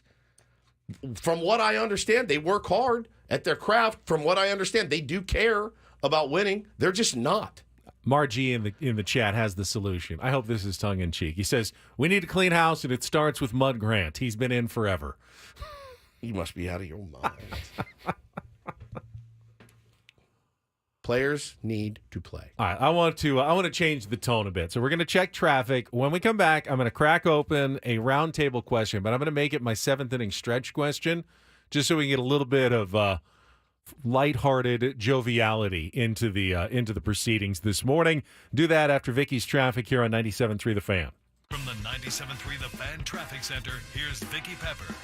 This report brought to you by Liberty Mutual. 15 South at Deer Springs, the Cordell and Cordell traffic cam shows that an earlier crash involving a motorcycle has been cleared to the shoulder. I'm Vicki Pepper with Ben and Woods on San Diego's #1 sports station, 97.3 The Fan. Hi, we're Comparion Insurance Agency. Never heard of us? We know. But to help it stick that our local agents are insurance experts, we're going to say local agent 3 times in the next 5 seconds. Local agent, local agent, local agent. Find us at ComparionInsurance.com. So we have our 97.3 The Fan, San Diego Roundtable Pizza, Padres Roundtable coming up at 10 o'clock this morning. The format is commercial-free. It is 60 minutes of uninterrupted Padres discussion, except for usually around 10:40, 10:45 or so. I have my 7th inning stretch question. I break something completely unrelated to baseball or the Padres out just to kind of get everyone to kind of reset and lighten up a little bit during what can often be a grueling and intense hour of radio. So this is what I'm going to tease for you guys this morning. Here's our 7th inning stretch question, and it is the least important question I think I've ever asked. Looking forward to this. Gambling, of course, has been in the news lately. Here's your question. Woods, Paul, what do you consider your lucky number and why? Everybody has a lucky number, right? Yeah. What's your lucky number, Woods? 22. 22. Why is 22 your lucky number? Obviously, it must predate Juan Soto's arrival with the San Diego Padres. It definitely does. When I was a kid and I was playing baseball, Little League and whatnot, I loved Don Mattingly. He was like my first love. You couldn't get 23. No one could get 23 because everybody always, coach's kid got 23. So I went to 22. And I was looking around baseball for a time. I'm like, who's a really good 22? Will Clark he wore 22. And I watched him and, the natural, the swing and all that. And I was a very impressionable young man. And I just thought, man, I'm not a left-handed hitter, but that sure is a very smooth swing. I also like to play first base. So I went with 22. I've always gone with 22. And that's been my number forever. I switched it up this year for the Tier 1s. And it's been a little odd not being 20. First time I've ever not been number 22. So I picked number 1 for Tier 1. I love this from Tom. He says, 22 is mine too. I was born on 12/22 at 2:22 p.m. Oh, that's a great story right there. Paulie, what's your lucky number? 32, and fairly similar reasons, although it just kind of happened randomly. Like I noticed middle school and into high school, like the first 3 or 4 teams that I made, whether it was baseball, basketball, whatever, I always was number 32. Just randomly. I got number 32. You got it. All right, I guess this is my number now. So I just rolled with number 32. When the coach handed out the jerseys, yours just happened to have 32 on the back. Yeah, like the first 3 or 4 teams, and then I was like, all right, I'm noticing a trend here. I'm going to rock number 32, especially in basketball. Dude, Shaq wore number 32. Yeah, Shaq is 32. Was he 32 or 30? He was 34 with the Lakers, and then 32, I think, with the Heat and the Suns. Yeah. Later what on about in his you, career. Benjamin? Yeah, so a lot of people do choose the number of their favorite athlete, especially sports fans, to be their lucky number. And I do like 19 as a number because of Tony Gwynn, and I consider it a lucky number. I will have to say, though, I do judge a little bit. When someone says 7 is their lucky number, that feels a little just give uppy. 13 seems a little like I'm edgy. Like I know Manning's 13, but that's supposed to be an unlucky number, but I'm making it my lucky number. Yeah. You're trying to be a little edgy. Mine is strange. Mine's 47. I thought you were going to say 69. 69. No, it's 47. Overrated. And the reason for 47 is a bizarre one. So it has to do with where I went to college. At Pomona College, there is a folklore about the number 47 because sometime back in the 1960s, there was a weird math professor who wrote out this entire giant funny proof that said all numbers are equal to each other and thus all numbers are equal to the number 47. Okay. And then all of a sudden, everyone started noticing there are weird instances of the number 47 everywhere you go at my college, and I started to become obsessed with finding 47s. And then there are people actually who are in the entertainment industry who went to my school, and they carry on the joke. So you will often find in episodes of random TV shows, when they just need a random number, 47 pops up a lot, and it's a little nod to where they went to college at Pomona College. So 47, Interesting. I kind of use as a lucky number when it comes to, like, if I ever play the lotto, I always try to put 47 in there. Do you I don't play know the that it's lotto? actually, when it's like over $1 billion, Okay. I will get All right. a couple of tickets. So 47 is the one that I consider my lucky number. I like it. All right, we'll come back. Paulie's got some Throwback Thursday for us. It is a Smart Baseball Thursday. Eno Sarris will join us at 8:35. And your phone call is coming up next, 833-288-0973. Don't go away. It's Ben and Woods on 97.3 The Fan.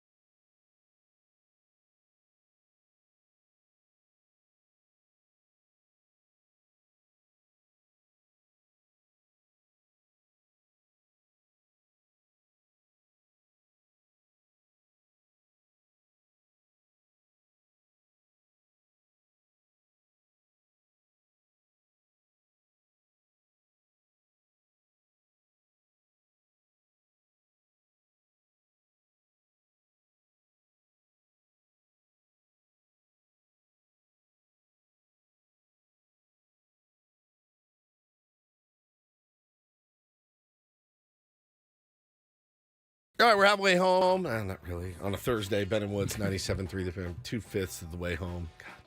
You're halfway to Round Table Pizza. That's true. Now. Yeah, that's true. I would say it's great to be here with you, but I'd be lying through my teeth. I would rather be home asleep or nursing some basil. I heard Ello Hayden threaten he wasn't even going to come to the round table if the Padres lost again. So I didn't know we could do that either. I didn't either, but I did hear him mention that on the show yesterday. That's so fantastic. I assume he will actually be here because he wants to remain employed. Yeah. And, we'll be held accountable if we don't do our job. Correct. I may just pull the "I'm just here so I don't get fined" bit all day, the whole time of the round, and just sit there. Like, you can't say I didn't go to the round table. Like Marshawn Lynch at Super Bowl I'm Media just Day. here so I don't get just fined. here so don't get fined. But Woodsy, what do you think? What was your favorite number? I'm just here so I don't get fined. I'm Woodsy. That's Paul Reindl, the executive producer. Ben Higgins, your friendly neighborhood sports anchor, joins us as well. Last night was a pretty cool one for your old pal Woodsy. We had Bo's first real kind of tryout for baseball, and it was an assessment they wanted to see. They got all the kids coming into frozen ropes. They got a bunch of kids in there, and they're assessing them to see. He wasn't going to get cut. Correct. And because that would be stressful. That would be awful for a 6-year-old. And I let him know that, hey, no, you're still going to play, but they got to see. Okay, we got 2 really good kids, or 4 really good kids, and 3 middle of the road, and we got to make balanced and fair teams. Assessment. So Tryout leads to think you either make the team or you don't. And so, but there were little league tryouts. You'd go that the managers could evaluate you and then pick you accordingly. But it was his first kind of thing with other kids he didn't know, and let's see what you got, kid. And I got to tell you guys, man, as a father, 6 years in with my firstborn, you think you've kind of like, I got it figured out, and like you can't really surprise me anymore. And the moment when I watched him go out there, they called his name, and he went out and dominated and did so well. Just the pride that you feel, because I was sitting there going, and we got in the car after, and I said, your hard work. I go, how'd you feel? He goes, I felt great. And I said, it's because you literally work your ass off at this. And to watch it come to fruition as a dad was like the coolest thing ever. I don't have to make him work. He actually says I need the media to hold me accountable, which is why he works so hard, because I'm the media. So I hold him accountable. I don't. He wants to just practice and play. And so we finish up. He barreling balls off the tee, barreling balls off the machine. They had let him pitch. He did really well. He loved that. So we get done, and he's sitting there with his buddy Jackson. And one of the coaches walks up, kind of waits for the other kids to leave. And he goes, hey, do you think they'd have any interest in playing with the 8-year-olds? And I looked at Bo, and his eye, I got a little panicked, and his eyes got huge, and he looked at me, and he nodded his head. So we get in the car, and I go, did you hear that? They want you to play up. And he just grinned from ear to ear. And I was like, bro, that's the hard work, and it's paying off. I was a very proud pop last night, man. Got home, told Hannah all about it, and you just watching them apply themselves at something and then it pay off was pretty cool. Now, you said he gets the credit because he's put in the work, but 100%. You have to admit it does feel pretty good when someone else, like not in your family, goes, yeah, your kid's an impressive it does. little specimen of baseball player. Well, you know what made me the most happy is that two of the kids that I coached did. Jackson is another one I coached. I mean, he has other coaches now, too. He plays on a couple different teams. But I was with them when they were little, really teeny tiny, teaching them, just how to swing hard and, keep your butt down. And I'm no baseball guru. I'll be done in a couple of years coaching, certainly. But to watch just the work pay off was just so. I was on cloud 9 driving home and was just like, man, that's what I'm talking about. And his face when they said, you want to play with the older kids? He was like, yeah, I do. And I was not going to push him into the older. I was going to let it kind of come to him. And when they asked him, dude, he was 10 feet tall and just grinning from ear to ear in the back seat. So like a little Leo Dallas DeWoods. Yeah, Leo playing Dallas with the older kids. That's right. That holding his own. God, it was cool, man. That's tough to do against older kids because you have to remind him when he has some failures. Then, oh yeah, we're getting there. That. Okay, yes, but you were also going up against kids who are older. If you were going up against kids your own age, you'd be dominating, but that's not necessarily good for you. Correct. Now, you know that one of the most famous parents of a child prodigy ever did not believe in that strategy. Which is why I kept mowing T-ball this year. He wanted Tiger to play against kids his own age and dominate them and win by 17 strokes, which he did. Which he did in tournaments growing up. And he absolutely could have played up. And we'll see. We'll see how it goes. This could break his entire spirit. I have no idea, but I don't think it will, because he's the type of kid that wants to put in the work. As soon as we were done with assessment, we got home and he goes, can I get some grounders when we get home? And I'm just like, I couldn't love this kid more, man. I was very, very proud of him, man. Very, very proud. It was a very cool dad moment, and I'm still getting surprised 6 years later almost every day. All right, let's get to some phone calls here. 833-288-0973. We've been talking Padres baseball.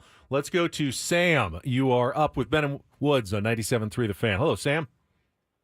Hello, gentlemen. How are we doing today? Good, buddy. It's been a rough one, but we're making it through. I hear you, Woodsy. That's a great story, man. Thank you, man. It's great feeling. Great feeling. Two things. One, why is Fernando not stealing bases? I said it. I needed him on second last night, late in the game. I did. I needed that one. I don't know. Is his confidence still seems to be there? Because we saw what he did, try to test Bobby Witt the other night, and that was a very Fernando-esque play, and he got hosed. Does that weigh into it at all? That I feel like maybe I've lost a little bit of a step here. He's stolen 6, which doesn't seem like a lot, especially with the increase in numbers. That would put him on pace for around 20. His last year he had 29. The year before he had 25. He's not way off his pace. It's not like he went from a 70 stolen base guy to a 15 stolen base guy. His pace is a little bit down on stolen bases. I don't know. Do you want to see him running more? You only if he's safe. That's it. That's right. Is it not possible that he's seen some of his teammates running into outs and goes, maybe. I don't want to be that guy at this situation. In this time, I'm on base. Let me just make sure I stay on base and give our team a chance to score. Yep, for sure. It's not like the Padres have always been the best at bringing in runners from third with less than one out. Would have been nice if he had gotten to third at some point there in the 8th inning? Padres had their chances. In the 6th inning, of course, they scored the 2, but they left a runner in scoring position. In the 7th, they had another opportunity, and then in the 8th, they had runners in scoring position. They did not score any more runs after they got the first 2 with the help of the bad throw, the throwing error by the Angels. They just couldn't come through in the clutch, which makes you wonder, are the Padres not a clutch team? And the numbers would say that's not true. In fact, this blew my mind that you just told me. In high-leverage situations, Emily Nyman, our friend Emily, put up this stat earlier this morning. But in high-leverage situations this season, the Yankees are the number 1 team coming through. The Guardians are number 2. So 2 first-place teams who are really killing it. And the Padres are number 3 in baseball in high-leverage situations. Their players have been better in pressure clutch situations this year than 27 other teams in baseball. Doesn't seem like it, does it? No. I guess it would factor in because they had some really nice comebacks and they had some really nice 7th inning and beyond innings. I'm sure that weighs it down or weighs it, Yeah, but it does seem like their big innings are like 7th, 8th, 9th. Yeah, I don't know. I don't know the answer to that question. It certainly doesn't feel like it, and the results certainly aren't there either. Very rarely do they come out swinging, coming out of the gates. First inning, second inning, put up 5. And you tend to have more higher leverage situations later in the game. Sure. Especially in close games. So, but they've also failed a bunch. So you think, okay, well maybe they're middle of the pack then. Right. No, they're number 3. It's crazy in baseball in high leverage situations. Crazy. And that includes, that's weighted runs created. So that includes slug and all the other stats that go into it that you would say doesn't feel like the Padres are that good at. You actually just made me feel worse because you can't get better. It's not translating to victories on the field. Well, that has been the issue for the Padres franchise the last couple of years. That the good things that they do don't translate into wins. The bad things they do almost always translate into losses. But the good things they do don't necessarily translate into wins. Yeah. Statistically, Their numbers are pretty decent. They were last year as well. Tyler says, we also as fans think more situations are high leverage than the stats do. Like we feel Tatis on second and maybe the third or fourth is a must score, but the data maybe doesn't. That's as true. much. But that is true. Is that what that says? Does that say seventh inning and beyond, though? I don't know that it's only seventh inning and beyond. Okay. I think, though, it depends on like how much win percentage you can create in an at-bat. Okay. Hey, if the bases are loaded in a tie game and it's only the fourth inning, that can be a high leverage situation. But, if you're up by 6 already in the 8th inning, it's not necessarily a high leverage situation. So It depends, I think, on the game situation a bit. But you do tend to have more of them later in the games than earlier in the game. Sam, thank you for the call. Sammy. Interesting question. Let's go to line 2. I don't have a name here. Caller, you're on with Ben and Woods on 97.3 The Fan. Nameless. And maybe not. If you're sitting on hold, speak up. Hello? If maybe you're not there. All right. I'll Shocker, drop we that don't one. take more phone calls. It on the is show. odd that we Yeah, don't. Yeah. it's tough. Well, I mean, maybe they didn't know that they were supposed to talk at that moment. All right. 833-288-0973. When we say talk, then you talk. Yep. Right, but how do they know that it's not someone else who wants I to literally talk? said, if you're sitting on hold right now, talk. All right, let's try it again. Caller, you're on the air. Who's this? Hello. Hello. Hey, got good work. you. Hey. Who is this? Sorry, I guess headphones don't work. This is David. David. This is David from the beautiful island of Galveston, Texas. Ooh. And hey, I listen every morning. I just want to give a quick shout out. You guys are fantastic. Thank the you. whole 97.3 The Fan is amazing. I listen all day. And give Bald Reindl a round of applause for that. And hey, I just want to say, like, we keep talking about who we're going to get to fix this lineup. Yeah. Things like that. And after the past several years, I think Craig was talking about, the history of the Padres, which I think we tend to forget a lot. And I think given the recent history, I think AJ Preller has done a fantastic job. I think we all just need to cross our arms and just let them figure it out at this point. I mean, we added Arise. He's been fantastic. We added Dylan Cease. I mean, the starting pitching has been fairly good for what we've got going on. And I think the offense just needs to figure it out. I mean, I know, Woodsy, you were talking about adding a bat. Yeah. I just don't know who that would be or if that would even change the San Diego Padres, given the history of what happens You when feel, they come here. That's the thing is like that's always the biggest problem for me is I would love to add Pete Alonso, right? Uncle Pete, welcome to San Diego, working on your Camaro that's up on blocks, drinking a Coors Light, smoking a Marlboro. Like I've busted that guy's chops for being corny for years. I would welcome that dude here with open arms, man, because that guy's got 40 bombs in him. You know what I mean? Pete Alonso wants to win. But why do I get the sense that he would come here and be middling, And Well, there's two schools of thought here, and I want to talk about when we come back, and you can continue with the phone calls. But there's I think, common sense that, they need to make a move, add another bat, add something here before it's too late, before the season falls apart, and it's too late to make a move later. So act sooner rather than later. But there's another school of thought, and our friend Ryan Phillips tweeted this in the middle of the night. I think he's in Italy, that's why. He said, the idea that Preller is seeking to give away more prospects in a blockbuster for another pitcher to add to a 500 team is insane. Why? So they can get pounded by the Phillies in the playoffs? Let these guys prove they're a contender before you make any moves. Which do you subscribe to?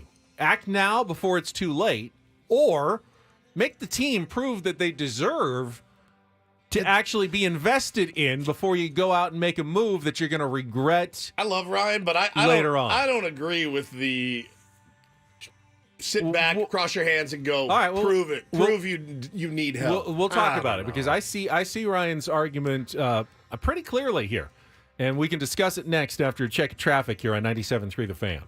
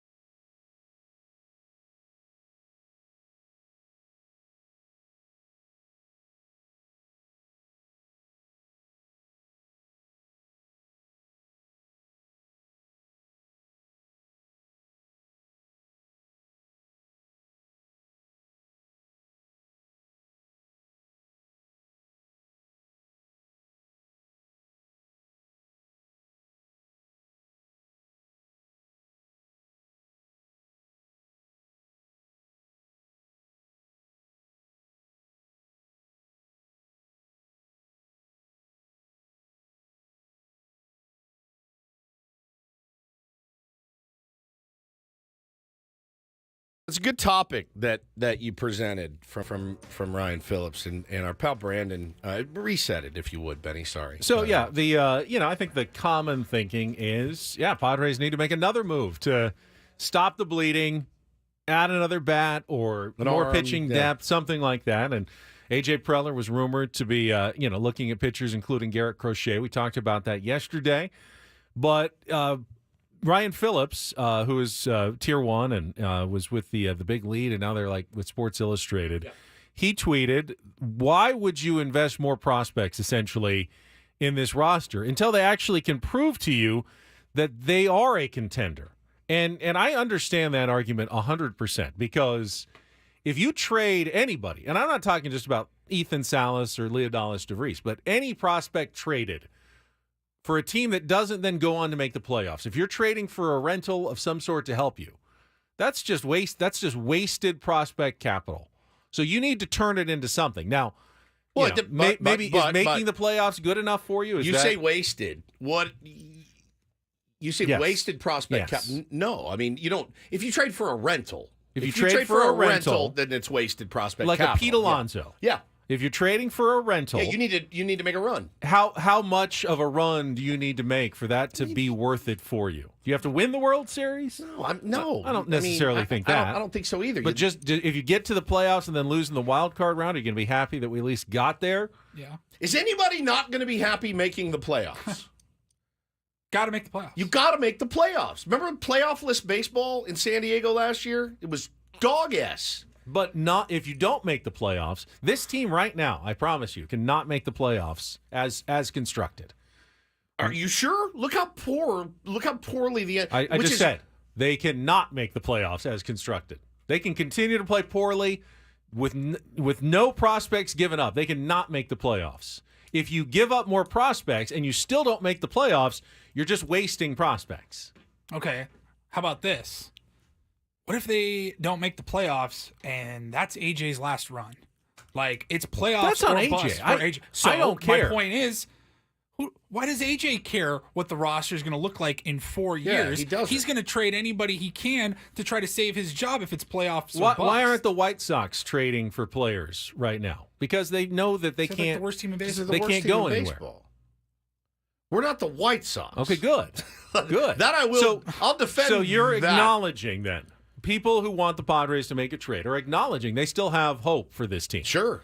Going forward. Yeah, and it's well, see, Brandon says, and I think Ryan is saying, I don't know if we should have hope. They should have to prove it a little bit more, because they're not going anywhere unless some of the players on the team already start playing better. Sure. One more bat, one more arm. Garrett Crochet, Pete Alonso is not necessarily going to be the difference maker. The difference maker is these guys who are already there play better than we've seen over the first 65 games. So Brandon says, make the team prove they're contending. They're contending because everyone else is crap in the NL. Making a move right now would seem like a panic move to save a job.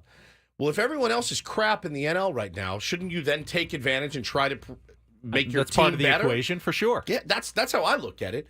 Again, I think Fernando is starting to play a little bit better. Manny was starting to play a little bit better until he got hurt last night. Some signs of life. The pitching has been really a lot better.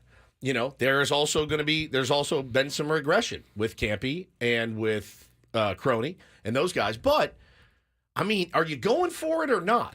Well, and I think the comparison is important. And while Paulie hates it when I say, hey, if the season ended today, the Padres would be in the playoffs, it makes a difference. If the Padres were 32-33, but they were 7 games out of a playoff spot, wouldn't make a lot of sense to start investing more in your roster. But because they are still in a playoff spot, you can make a better argument that, yeah, we should be going for it this year. Because next year, we may be 5 games above 500, but it may be a much more competitive, tougher league to make the playoffs in. So this might be the best chance that you're going to get into the postseason. I mean, and you have a team that has shown they can beat better teams. Correct. So that you get to the playoffs, it gives you a little hope that if they do get there, they could make noise once they're there. All of those factors leads up to me thinking that not that they are, but that they should be a playoff team. right? They should be. They need to play much better baseball, and they need to now dig themselves out of more holes. But if you're going to tell me that I can add pieces that's going to make your roster better, maybe at the expense of 2027, I think I'm okay with that. I think people, you have to remember that the question, does this look like a playoff team to you, is not asked in a vacuum. Because people will go, I watched this team this week. This does not look like a playoff team. No, this week, no, sir. But the question you really should be asking is this one of the 6 best teams in the National League? The answer is yes. They are right now. And the level of competition is very important. You can expand it. I mean, are they one of the best 8 or 9 teams in the National League? And to be in contention, yes. And I think the answer to that, even after this week, is still a fairly unequivocal yes, that they are one of the best 8 or 9 teams in the National League. And thus, it probably does make sense to continue to invest in this team this season to try to make it better.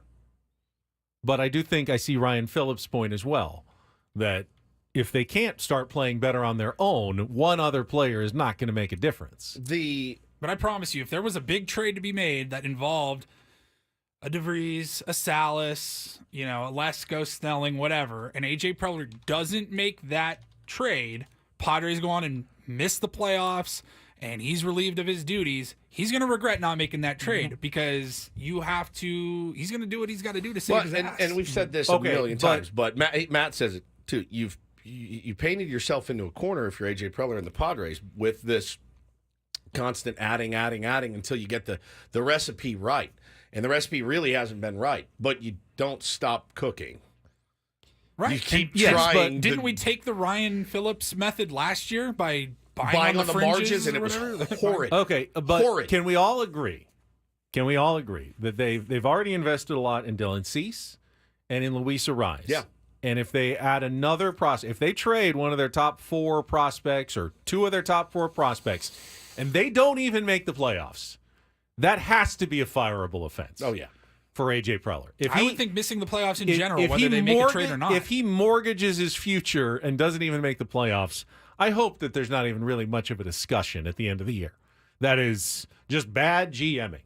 Now, you can make the argument that playing for the future and being cautious and holding on to prospects, you may not like that, but that is a legitimate strategy that baseball teams take. Hey, we want to hold on to our prospects, and we're willing to take our chances with this team. And if they come close, they get close to the playoffs, and it doesn't work out, you can at least say, well, but at least they kept their prospects. If they go all in, though, and they trade more prospects and they don't make the playoffs, AJ will have to go at that point. Sure. Have to go at that point. He will have failed on every level of being a general manager. But he's got the opportunity to still succeed here, and we'll see how it plays out. I'll ask Eno Sarris about it. Our Smart Baseball segment is coming up next with Eno from The Athletic. Do not go anywhere. More Ben and Woods next on 97.3 The Fan.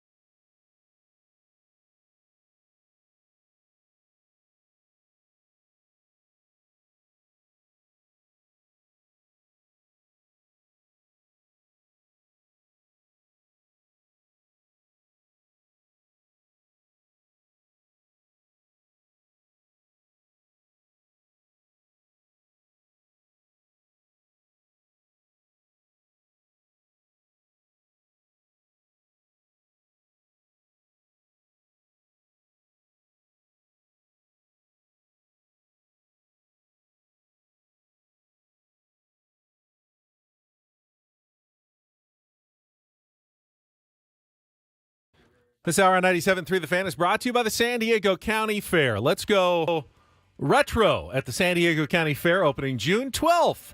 The magic of the Midway, live concerts, and a nostalgic celebration of fashion, culture, and more. Buy your tickets now online and learn more on what's happening at sdfair.com. sdfair.com. Our next guest just got back from a major craft beer festival, the best one out there, Firestone Walker. Eno Sarris is going to join us right after this check of traffic on 97.3 The Fan. From the 97.3 The Fan Traffic Center, here's Vicki Pepper.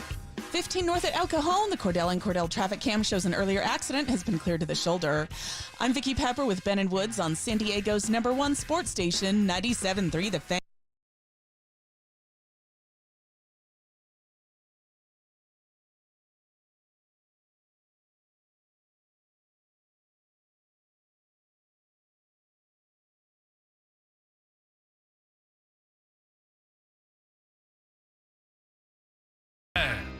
Eno Sarris from The Athletic, and it looked like you had a really good time up there in El Paso this week. Eno, welcome back to the show. Thanks. It was a really good time. The beers up there were so great, and the funny thing is, they were very barely beer. A lot of them. I had a thing called a painkiller sour that was given to me in a snow cone. Oh, snow cone beer. It was like light green, right? I saw your picture. Oh, that was the Baja Blast inspired sour that tasted like Mountain Dew. Now, see, that's where it gets you. That's where it's like, man, this is going down way too smoothly. And then the next thing you know, you're in a gutter. So at least that's where I would be. Woods can't handle his craft beer. We know this about How Woods. do you pace yourself when you go to one of those? I mean, the nice thing is the glass is really small, and you just you have to take some time. The nice thing also about Firestone Walker in particular is that the local restaurants all bring food that's included in the price or whatever. It's not like you don't have to pay for it. So, there are little beignets and little, I had a lot of the calamari. And so you just got to kind of intersperse the eating with the drinking. So now we got to get to the baseball talk, and we're all once again up in arms about our San Diego Padres. Everything seemed to be going really well like four days ago. They were about to get to 4 games above 500 for the first time this season, maybe actually get a little comfortable in their wild card spot, and then they blow Sunday's game in Kansas City in the 9th inning and go out and lose 3 straight times to the Los Angeles Angels. And now it feels like once again we're close to hitting the panic button if we haven't already hit the panic button here in San Diego. I mean, the thing that really stands out about this last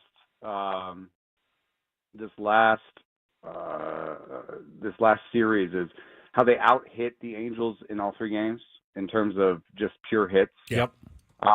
And yet they lost the games. And I think what's missing right now is the power. And if you just look at, different team level statistics, they, in terms of isolated power, they're 25th. That's taking slugging and taking out average. So by batting average, they're fine. They're actually number 1 in baseball in batting average. But yeah, you guessed it, middle of the pack in slugging. And so they're missing the power. And I think that was just evident because you got some singles, you got some doubles, but you didn't get the big blast that you needed to win the game. So I think that I hate to say the same thing I said last week, but it's like you're waiting on Tatis and Manny to get going power wise. Who's out there, and there are people debating already, what do you need to do? And look, it's a pretty weak NL right now, with the Padres still playing this poorly and still being in a wild card position. I know it's only June, so a lot of things can change, certainly. But, the A.J. Preller has been very active in every trade deadline that we've ever seen. He's been active pre-trade deadline. He's probably working the phones right now as the rumors are pouring out about Garrett Crochet potentially being a San Diego Padre. But where would the power come from? Who is going to be actively looking to unload power, and can the Padres afford it? There's just not a lot of obvious sellers yet. I mean, you're looking at you're looking at the Marlins and the White Sox and the Rockies and the Angels, and they don't really have a lot of power to sell. I mean, if the Angels wanted to let Taylor Ward go, I guess that's a possibility. The prize in Miami would be Jazz Chisholm, but they've got to build around something. And the White Sox are pretty barren offensively. I think they're the worst offensive club in baseball. So I don't know. Did you want to look there? I guess the big team you want to circle, the big team that Padres fans are rooting against right now would be the Blue Jays. Because the longer the Blue Jays go at the bottom of that AL East, the longer they stay below 500, the closer they get to selling. And they have two big prizes that could help. I think this team needs a little bit more Vlad Guerrero than Bo Bichette. And neither right now is, a top-of-the-line power threat. But I think Vlad can go off and be kind of like that 30, 35 homer hitter. And I like him as a hitter. So I think that Vlad, they'd have to make room for him, but they can make room for him with that kind of a bat. And they have to get a willing partner in the Blue Jays. I'm curious what your perspective is on a topic we discussed in the last hour. And obviously, A.J. Preller has been very aggressive and willing to trade his own prospects, maybe more so than any other general manager, and partly because he puts a lot of prospects in his system. But at what point does it make sense for a team to start, pushing more in and going for it? And at what point does it make sense to maybe hold on to the prospects and just let your guys play and see what they've got? Act earlier or act later. Be patient or be aggressive as a general manager. I think one thing I admire AJ Preller for is being aggressive when so much of the marketplace is passive and wants to hold on to their prospects. And the one thing that you can depend on with Preller is that good scouting eye, that ability to refill the cupboard after he trades guys away. So, if they hadn't made some of those contracts, I would think that this is a sustainable idea to kind of continue to trade prospects away and make runs for it. But for what it's worth, there are some young guys that are helping power this team in Merrill and Campusano, the ones that stayed, and so every team needs to have the ones that they keep. They need to identify the ones they keep and the ones that they're going to use versus the ones they let go. But if they can afford it, they should make a run for it because they are above 500. They are in it, and we've seen from recent, the last few postseasons that anybody can win it once you get in it. Are we below 500? Yeah, well, one game now. One down. That's one down. It's fine. It's all. You blink and this team drops below 500. That's just how it works here. It's like a magnet. Well, there are only 4 teams in the National League that are above 500. So they are definitely contenders for a wild card spot. Yeah, they absolutely are, and which is why I feel like you need to add. Does Garrett Crochet do anything for you? I mean, obviously it's dependent on Joe, who's again probably Joe Musgrove's probably going to be out at least another month, and who knows? A lot of people are saying it could be a kind of a lost season for Joe, but Yu Darvish should be back and hopefully healthy there. But Garrett Crochet, I mean, you're going to be down a man in the rotation. It looks like for a considerable amount of time. Does he do anything for you? And how gnarly is that return going to be for the White Sox? Crochet, I love Crochet as a pitcher, and in terms of what will he do the next time he goes on the mound, I think he's great. He's got a 97-mile-an-hour fastball, 2 good breaking balls in the cutter and the slider, great command, and I totally believe in him. The problem is that he's already kind of leaving behind pitch innings maximums. He's pitched 69 innings this year, and the most he's pitched as a pro is 54 in 2021. So you're kind of taking a leap of faith. Will that make the package cheaper? Maybe that would be an interesting thing. I mean, he is only under contract until 2027. So that's this year and 2 more years. Yeah. That would make him pretty expensive. But if you're like, hey, I don't know how many innings we're getting from this. We're buying him thinking, how many innings? We get 40 or 50 more this year, and then, another 250 or 300 more over the next 2 years. Yeah. Which is a stretch. 300 seems like a stretch over 2 years. I want to follow up on that because this is exactly what I was thinking. The Padres got Dylan Cease from the same team without really touching the top level of prospects. Yes, Drew Thorpe was kind of there, but is it going to be a more or less cost than Dylan Cease? Because people are saying if you want Crochet, it's going to be Snelling and or Lesko, or you might even have to touch Salas or DeVries. And I don't know that I can see doing that for a guy who, as you said, is not going to give you tons of innings. Maybe. Yeah, it's interesting because Cease is a free agent a year earlier, but you might be getting the same amount of innings from either, like from the two of them, because it's going to be spread over more years. And I think it's just nerve-wracking to trade for a guy where you're like, we may have to shut him down this season, and so and you already have that guy in King, who you're worried about with an innings total that's being jumped up this year as well. It's going great. If you couldn't tell, it's going great. We're working ourselves into a tizzy. Well, the other guy that I suggested they could be in the mix for has just totally gone in the toilet. So don't go looking. Yes, don't go looking for Marlins Luzardo. His velo is down, and he's very velo dependent. The shapes on his pitches aren't great, so when he loses a mile per hour, it's a big deal, as you can tell from his ERA right now. I don't know that we're feeling any better necessarily about the San Diego Padres here. A little more clarity. Root against the Blue Jays. Yeah, root against the Blue Jays. There you go. That's our action item for the week. All right, we appreciate it. We will chat with you again next Thursday. Thank you very much.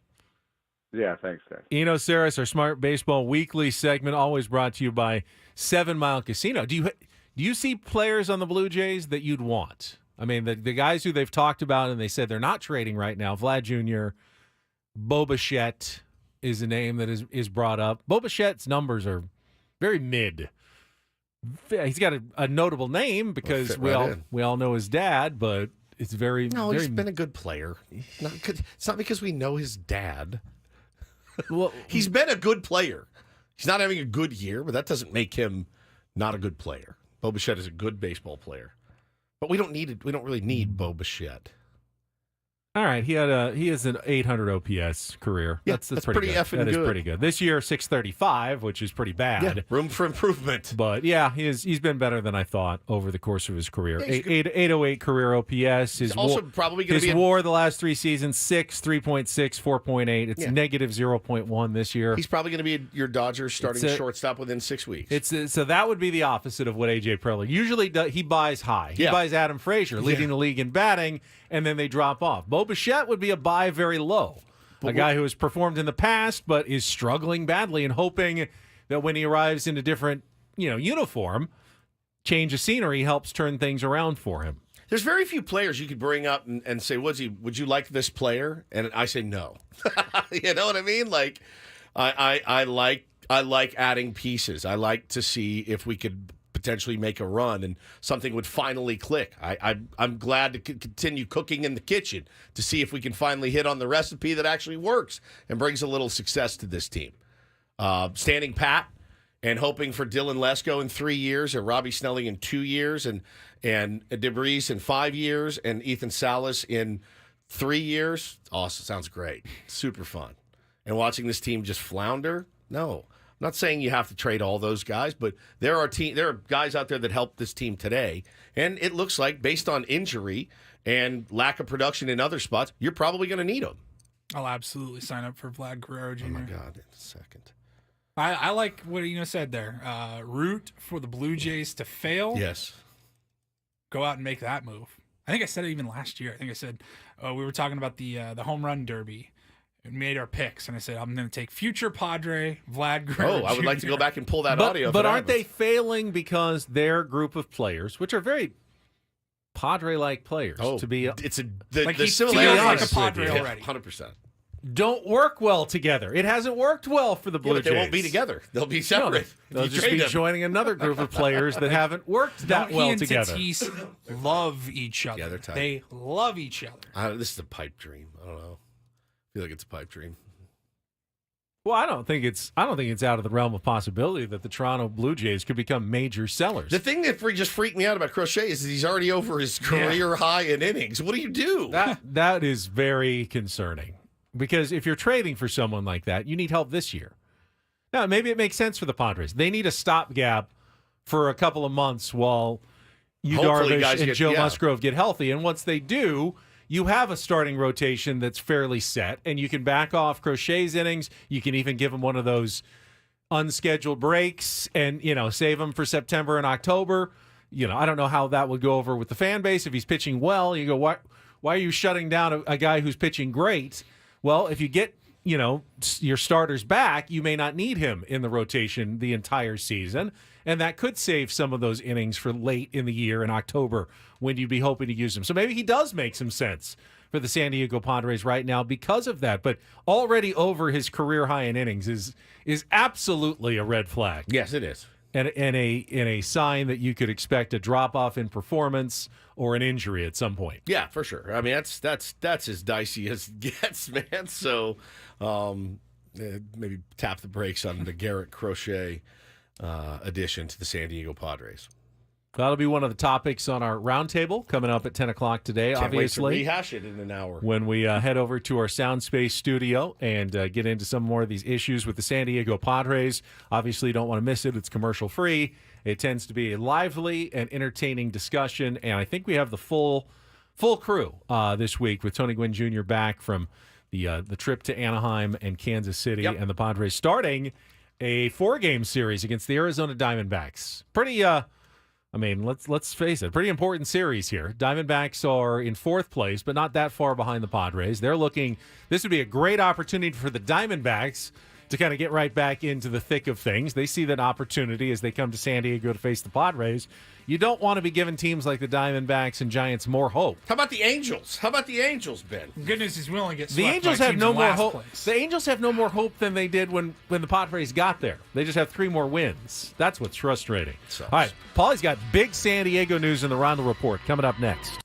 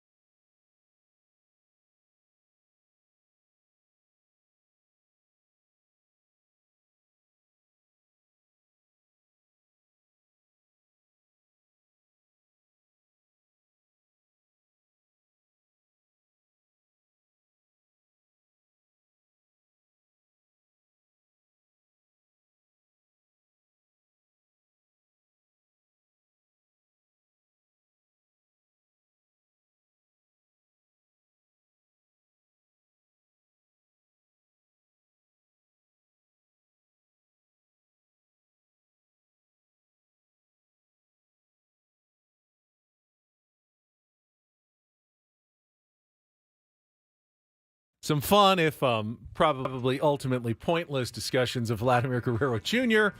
Can they afford him? Would he stay under the luxury tax? He's making almost $20 million this year on arbitration. Have one more year available. Plus, of course, the Blue Jays have to decide they're going to actually trade players, which is why Eno Sarris just joined us and said, you kind of want to root against the Blue Jays because you would love to see some of their players become available if you're looking to trade and actually acquire some productive people. So we'll keep an eye on that going forward. I want to get right to the Reindl Report, though, because we had some big breaking San Diego sports news in this last hour, and Paulie's going to lead off with it right here. And get things started here with our today's edition of the Reindl Report. Now tuned into the greatest. Welcome to the Reindl Report with Paul Reindl. Hi, Paul. All right. 2 stories from the world of sports that we haven't gotten to yet. We'll start off in Major League Baseball. And 1 story that you didn't know you needed. Are you laughing, biatch? It's the Reindl Report Hey, Paul, how you doing? Okay, how are you? on 97.3 The Fan. Are you ready to bless the mood? I need some help, please. That was good. Can I get a yeah? Oh, yeah. All right. All right. All right. It's the Reindl Report. It's brought to you by the Frozen Ropes Summer Baseball League. Yeah. Frozen Ropes is now registering ball players age 6 through 12. Go to SanDiegoFrozenRopes.com for more information. Yes, we will start locally here. San Diego FC with some big news just about an hour ago now this morning. They have signed 28-year-old Mexican international star Chucky Lozano, and he's going to be making his debut for the club in 2025. And the team announced there's going to be a fan fest and a meet and greet with Lozano next Thursday, 6 p.m. is when the doors open. It's going to be a 7:30 event start time at the Rady Shell. He's also going to do a press conference, I believe, that same day in the morning over at Snapdragon Stadium. And the team welcomed him, or made the announcement, I should say, on their social media channels with this video here that I'm about to play right now. It's got an anime feel to it. The ground is exploding. And there he is.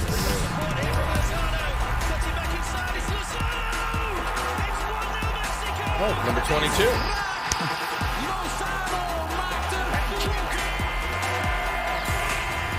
See you soon, San Diego. He's a handsome fella, man. Look at this guy. I like this guy. I know nothing about him. Nothing. So I'll tell you a Admit little. my ignorance. I hear he's very good. I'll tell you a little bit more about him. As Paulie said, 28 years old. He's kind of diminutive. I mean, a little taller than Jose Altuve, but not a ton. He's a Adam Klug. He's a shorter guy on the field, but he has been very successful in his pro career wherever he's gone.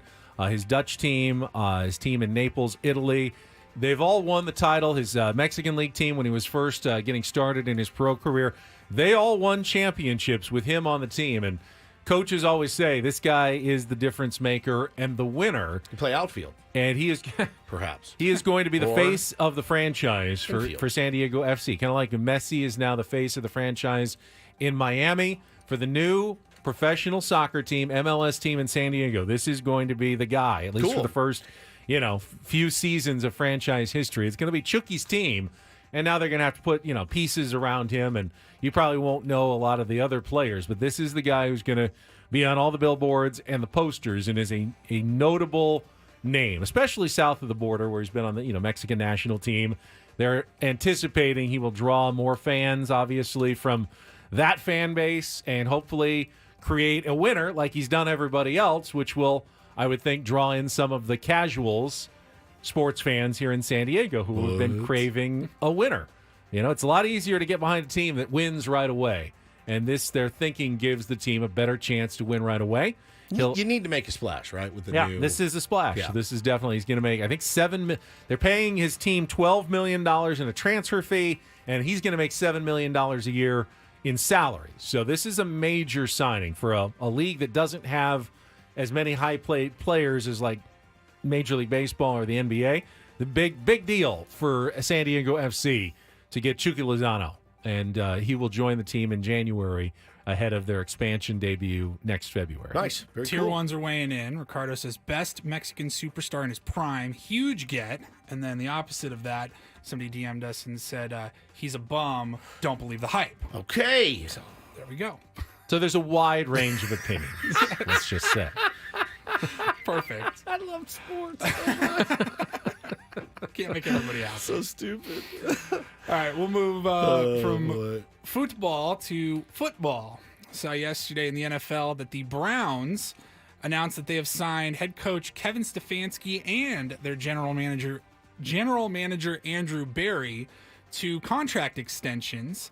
It says here that the lengths of the deals were not announced, and ESPN wrote that since 2020, the Browns have the highest winning percentage for their team over a 4-year stretch in like team history. So the team has been competitive, and they thought, all right, we finally got our guys. Yeah. And then I saw this from somebody that covers the Browns. Nick Carnes says, words cannot properly state the vicious 3-decade cycle Andrew Berry and Kevin Stefanski have just broken. For the first time since the Cleveland Browns returned to the NFL in 1999, an entire regime has been extended. The Cleveland Browns are back. Wow. Since when? Since 99. Since they came back to Cleveland. Dude. Yeah, They have not like had a coach GM tandem that got an extension, a second run. Sound familiar? A little bit. The Browns have obviously, taken some nice steps forward, and that what usually happens for coaches and GMs when their teams play well, they get extensions. I think the stunning part of this, though, is that Andrew Berry, correct me if I'm wrong, the GM who traded and then gave an entirely guaranteed deal to Deshaun Watson, which has to go down as one of the worst football decisions in the history of football, has somehow overcome this to put a successful team on the field and get an extension on his job. Yeah, it's crazy. Because trading for Deshaun Watson, imagine how good they could be had they not traded for Deshaun Watson and give him an insane amount of money. Because they didn't need him. They played great without him for the most part since he arrived. Stefanski, a 2-time Coach of the Year. He just swept that under the rug, man. Well, a lot under the rug with Deshaun Watson. A lot. Yeah. But the actual signing of him and so many draft picks, so much money. And they're like, everybody swings and misses a couple times. He made 99 really good decisions and one insanely horrible bad one, apparently, as general manager. Yeah, that's fascinating, honestly, when you step back and look at how bad of a move that was, and yet they've overcome it. Yep. All right, and then finally here, I don't remember if we ever actually talked about it, but Red Lobster was reportedly going out of business. Yeah, I think they are going out of business, aren't bankrupt. They had too much of the free shrimp, I think, is what was being blamed. That's what they said, but it's also there's a deeper story behind Red Lobster's failures. But eat so much shrimp. I want to give some credit to Flavor Flav. Love Flavor Flav. And he's doing his part to try to help keep Red Lobster going, keep them afloat. Posted on social media, your boy meant it when I said I was going to do anything and everything to help at Red Lobster and save the Cheddar Bay biscuits. Ordered the whole menu, and it's a picture of him at his dining room or whatever with a table full of Red Lobster. I mean, he ordered one of everything on their menu. Now, I appreciate even it. the lobster lovers duo. I don't know that that's going to help them with their bankruptcy. I think he was really maybe stoned and hungry and decided this will also be a really good bit. Not going to save Red Lobster, unfortunately. You'd need millions. Creamy crab carbonara? No. You've never been there, have you? No. I've heard the biscuits. You've never been there good. either? No. I got really stoned and went and did the all-you-can-eat shrimp thing one time. It's pretty good. Not bad. Pretty good. The biscuits are phenomenal. The Admiral's Feast, Woods. Walt's favorite shrimp, wild-caught flounder, clam strips, and bay scallops, all crisped to a golden brown. That is one very fried plate of food right there. We'll have the fried fish along with the fried clams, along with the fried flounder. shrimp, along with the fried scallops, and a side of fries, please. Yes, it's delicious. Wonder why we have a There's health problem in this country. Nothing green on the plate. And the only thing that's not fried is the ketchup. Yeah. That you can dip Fried thing ketchup. in. And the tartar sauce is white. Yeah, I was never the world's biggest Red Lobster fan. I'm trying to think of what, like, there were so many chain restaurants like that. They were always, at least the several towns that I've lived in, they all seem to kind of be together. Yeah, they're all together. There's like an Olive Garden. There's a Red Lobster. Chili's. There's usually like a Claim Jumper. Applebee's. Yeah. I like things at all of them, though. Like, I like the biscuits at Red Lobster. Are I'm not hating on Red Lobster. I've just never been there. I'm an elitist when it comes to fish restaurants. I just feel like you go to a big chain, Long John Silver's or Red Lobster, you're just getting low quality frozen fish. You're probably you're not getting. How can they make on the margins? They can't be giving you the fresh line caught right from the harbor stuff. There's no way. It doesn't work. Supply chains don't work that way. Yeah, no, it's there's a lot of food. You get a lot of food for your money when you do the all-you-can-eat shrimp. And I did have fun that day doing it, but I don't think I went back. I think I went once, and I don't think I ever went back. Biscuits were phenomenal.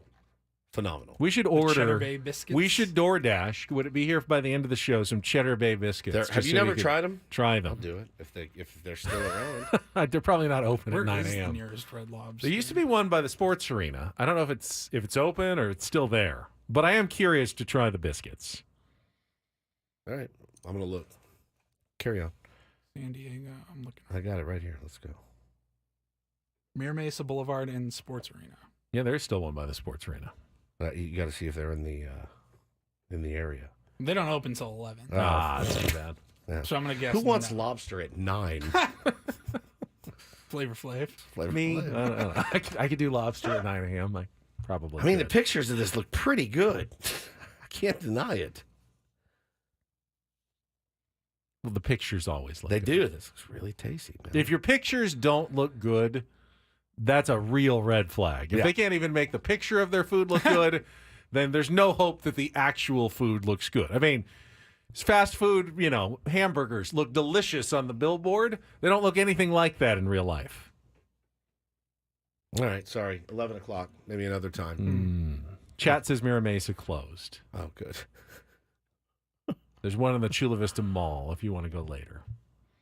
All right, let's take a time out. Paulie's got some Throwback Thursday for us still coming up, involving a couple of cameos. We've had some fun with cameos over the years. That we've got. So we'll get to that coming up. Look ahead. Got a new homestand starting tonight for your San Diego Padres. All coming up after a check of traffic here on 97.3 The Fan.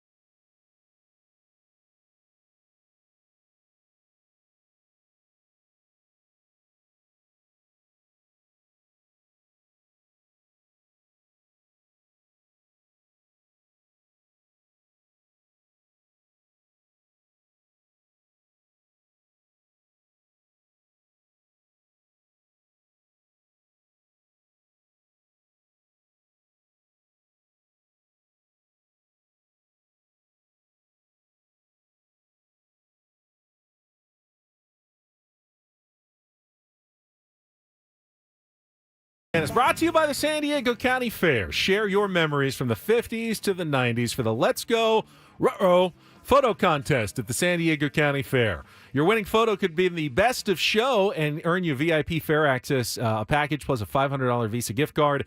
The entry deadline, June 9th. That's like 3 days from now. Learn more at sdfair.com. All right, we've spent a lot of time talking about the Padres' struggles in Anaheim. I hope it's a blip and the Padres can turn it around like they did when they got swept by the Rockies, because they did actually turn it around after getting swept by the Rockies.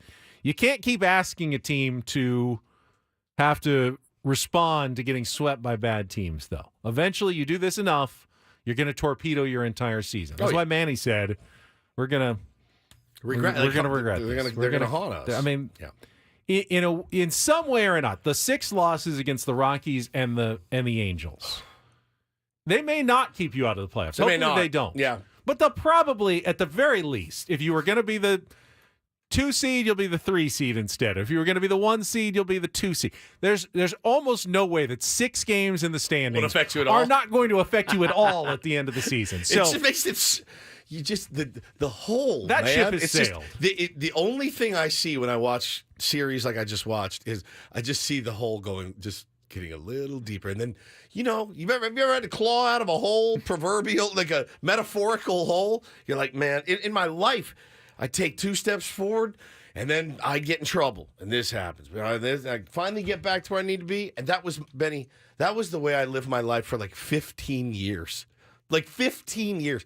And the thought of it makes my stomach churn. And it's like, no, man, 1 small, tiny step ahead is better than 2, dramatic steps behind. And it's certainly not a fun watch for the fan base.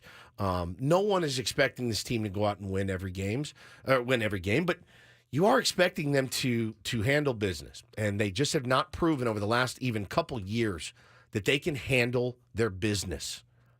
That's it.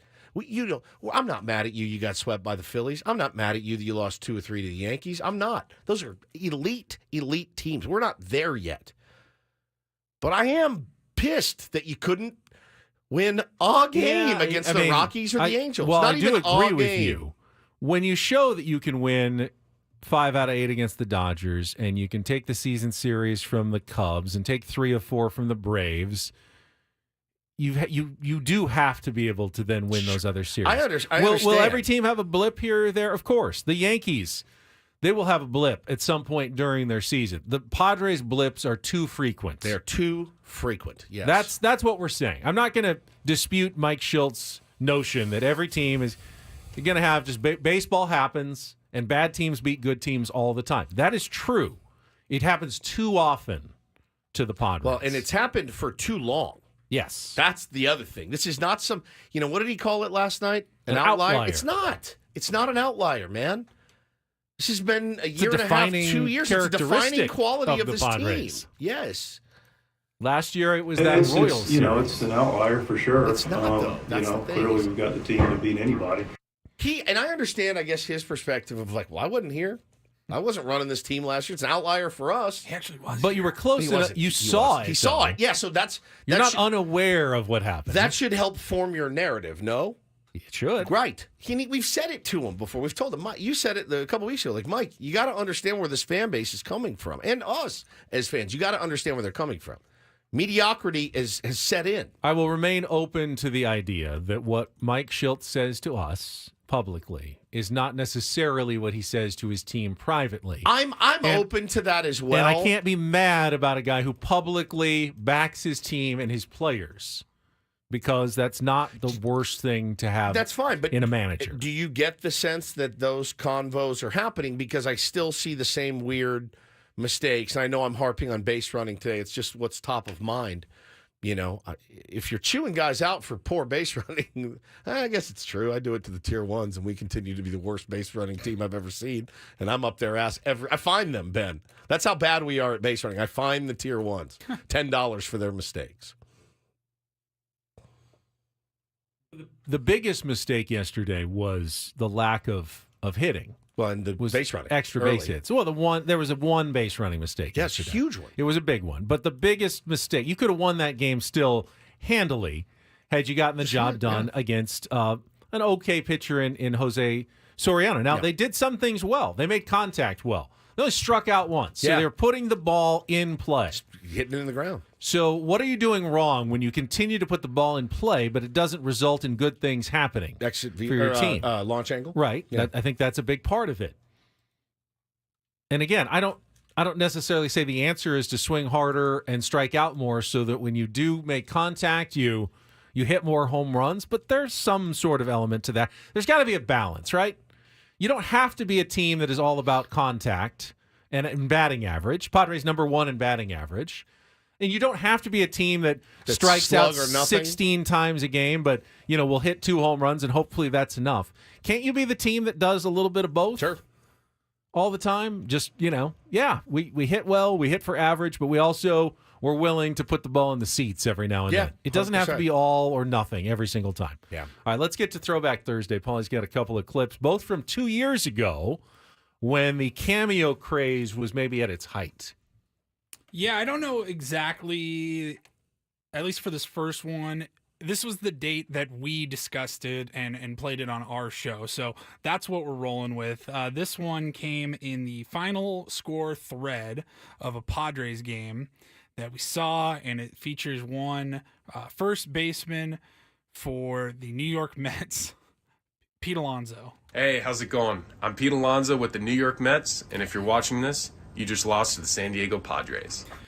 Saw that. I remember we did a full segment about it because we're like, dude, does he need money? Is everything okay? The Padres had just beaten the Mets, and that shows up in the final score thread. Somebody probably buys it in like January. Yeah, you buy it in spring training or whatever for $69 or whatever, and you got Pete Alonso forever saying, "Hey, this is Pete Alonso. You just lost to the San Diego Padres." It's not like we're on Cameo. There's not a gun to your head. Like if you don't do this one, correct. You're fired from Cameo. You can say no to any request that they put in. You see exactly what is requested of you. Like he's got to know. This is going to come back to me at some point. Unless he just doesn't care. He's just like, I don't care. It's fun. Unless he's just having fun. I'm Pete Alonso with the New York Mets, and if you're watching this, you just lost to the San Diego Padres. It'd be like us doing a promo. Hey, it's Ben and Woods. Make sure to listen to Dave Shelley and Chainsaw on KGB. Like, what are you doing, man? Like, are you kidding? Our boss come running in, beating us over the head with a hammer. Hey, we needed the $70. Yeah, we got $70 out of that deal, bro. You can actually get a Ben and Woods Cameo. $69 is what we charge. And the reason we charge $69 should be obvious. 70 seemed too much. 70 seemed way too much. 68, not 68, not enough. It's a good price point because if we did like $12, I'd be doing cameos all day, and I don't want to do that. So $69 means you're really committed. You really want it. If we did $100, like who the hell do we think we are? Who do you guys think you are? F-level celebrities. And we'll give it the normal level of Cameo thought. We'll talk for like 2 minutes. We do really good. How do you want to do this? Yeah. And then we'll pour our heart. Yeah, $69. Ben did a whole Ben reads raps on one of them. He really did. He did. It was so cool. All right, and then this other cameo from this week in 2022. It's titled Chet Hanks. This is brilliant. Birthday shout out. And I had to go back and listen. I remember how freaking funny this was. We talked about Chet Hanks recently. I think it was that text thread that him and his dad. His dad explaining the beef between Kendrick and Drake. Right? Yeah. Tom Hanks saying, "Hey, Big Maine," to his son. Hey, Big Maine, can you explain the beef to me? And so here was a shout out on Cameo from Chet Hanks, which just floored all of us. Yo, Josh, what up, man? It's Chet Hanks. This is from your boy Doug. Doug told me you're turning 43, bro. And I just wanted to say, big up your bomba class here for the last 43 years around the world. John O'Star. I heard you won an Oscar for a animated movie. Look, man, I do voice acting too. Oh my God. He's Maybe pitching create himself. some sort of Rasta character, a cartoon. I got other accents too. Cockney. Oh, I love. I love you. Man, I could do a bunch of accents. Totally. Bro. Clearly. You name it. I'll get it done. If you create a cartoon character, put me in your next movie, bro. I'm dead ass serious about that. Anyway, have a great 43rd birthday, bro. And congratulations. More life.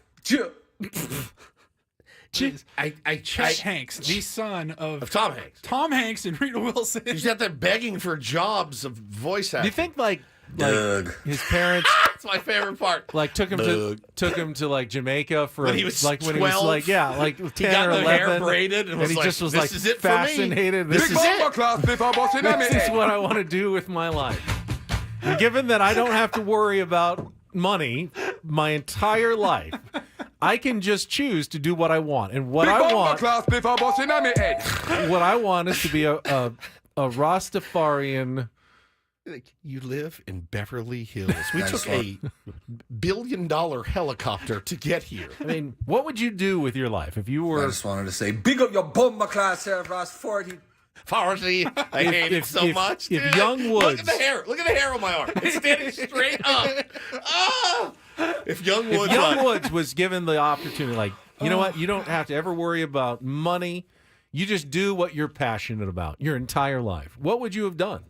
Well, apparently Chet does need to worry about money. He's begging for pitching himself jobs. for a job on the Cameo, which I don't even know how much. Good for him. He doesn't want to live off Dad's fortune his entire life. Chet Hanks. Would you have gone into baseball? Would you have gone into music? Even if you didn't have the talent for it? Well, I've already been in music and I've already been in baseball. So, like, I don't know. I don't know what I would have done. I probably would not have made it. He's currently unavailable on Cameo. I honestly, if I had no reason to work, I always liked working, but if I had like a trust fund of like millions of dollars that I had access to, I wouldn't be here. There's no way I would have. Straight up your nose. I wouldn't have made it. There's no chance. I had no discipline, zero, and there's no way I would have made it. What would you have done? I probably would be like trying to be a professional golfer very unsuccessfully because I don't have the talent for it. Well, but I think knowing that I don't have to worry about it, might as well just practice all day and I think take lessons. If I had it now, now I would just travel with my kids. That's what I would do. Now I think I have the realization. Even if like you just want $1 billion in the lottery, you can do whatever you want. I'm not going to be I couldn't be a professional golfer. No, I know correct, I don't have the skills for Big that. up your bomber class, Ross 40. But you'd think Chet Hanks also should know he doesn't have the skills to be I love that one. A Jamaican reggae musical artist either. The best part is he goes, "Hey, he's from your buddy Doug." Yo, Josh, what up, man? It's Chet Hanks. This is from your boy Doug. Doug. Told me you're turning 43, bro. And I just wanted to say, big up your bomber class, Ross 40. Look at the hair. Every time, look at the hair on my arm. Look, you can see it. Doug is a funny name. It is. Doug. Chet is amazing. God, that's so good. What's your name? Doug. Like you dug a ditch. Doug. Yeah, but there's an O in there too. It's so good. Doug. Thank you I needed that laugh so bad, Paulie. I needed I hope one of our tier ones is named Doug, and you ask us to do a cameo so that I can do that for you. Yo, Josh, what up, man? It's Chet Hanks. This is from your boy Doug. I would like to hang out with him for a night. See how that goes. All right, we're going to take a timeout. So good. Ooh, a great comment in the chat that I'm going to read when we come back. Next with Ben Woods on San Diego's #1 sports station, 97.3 The Fan.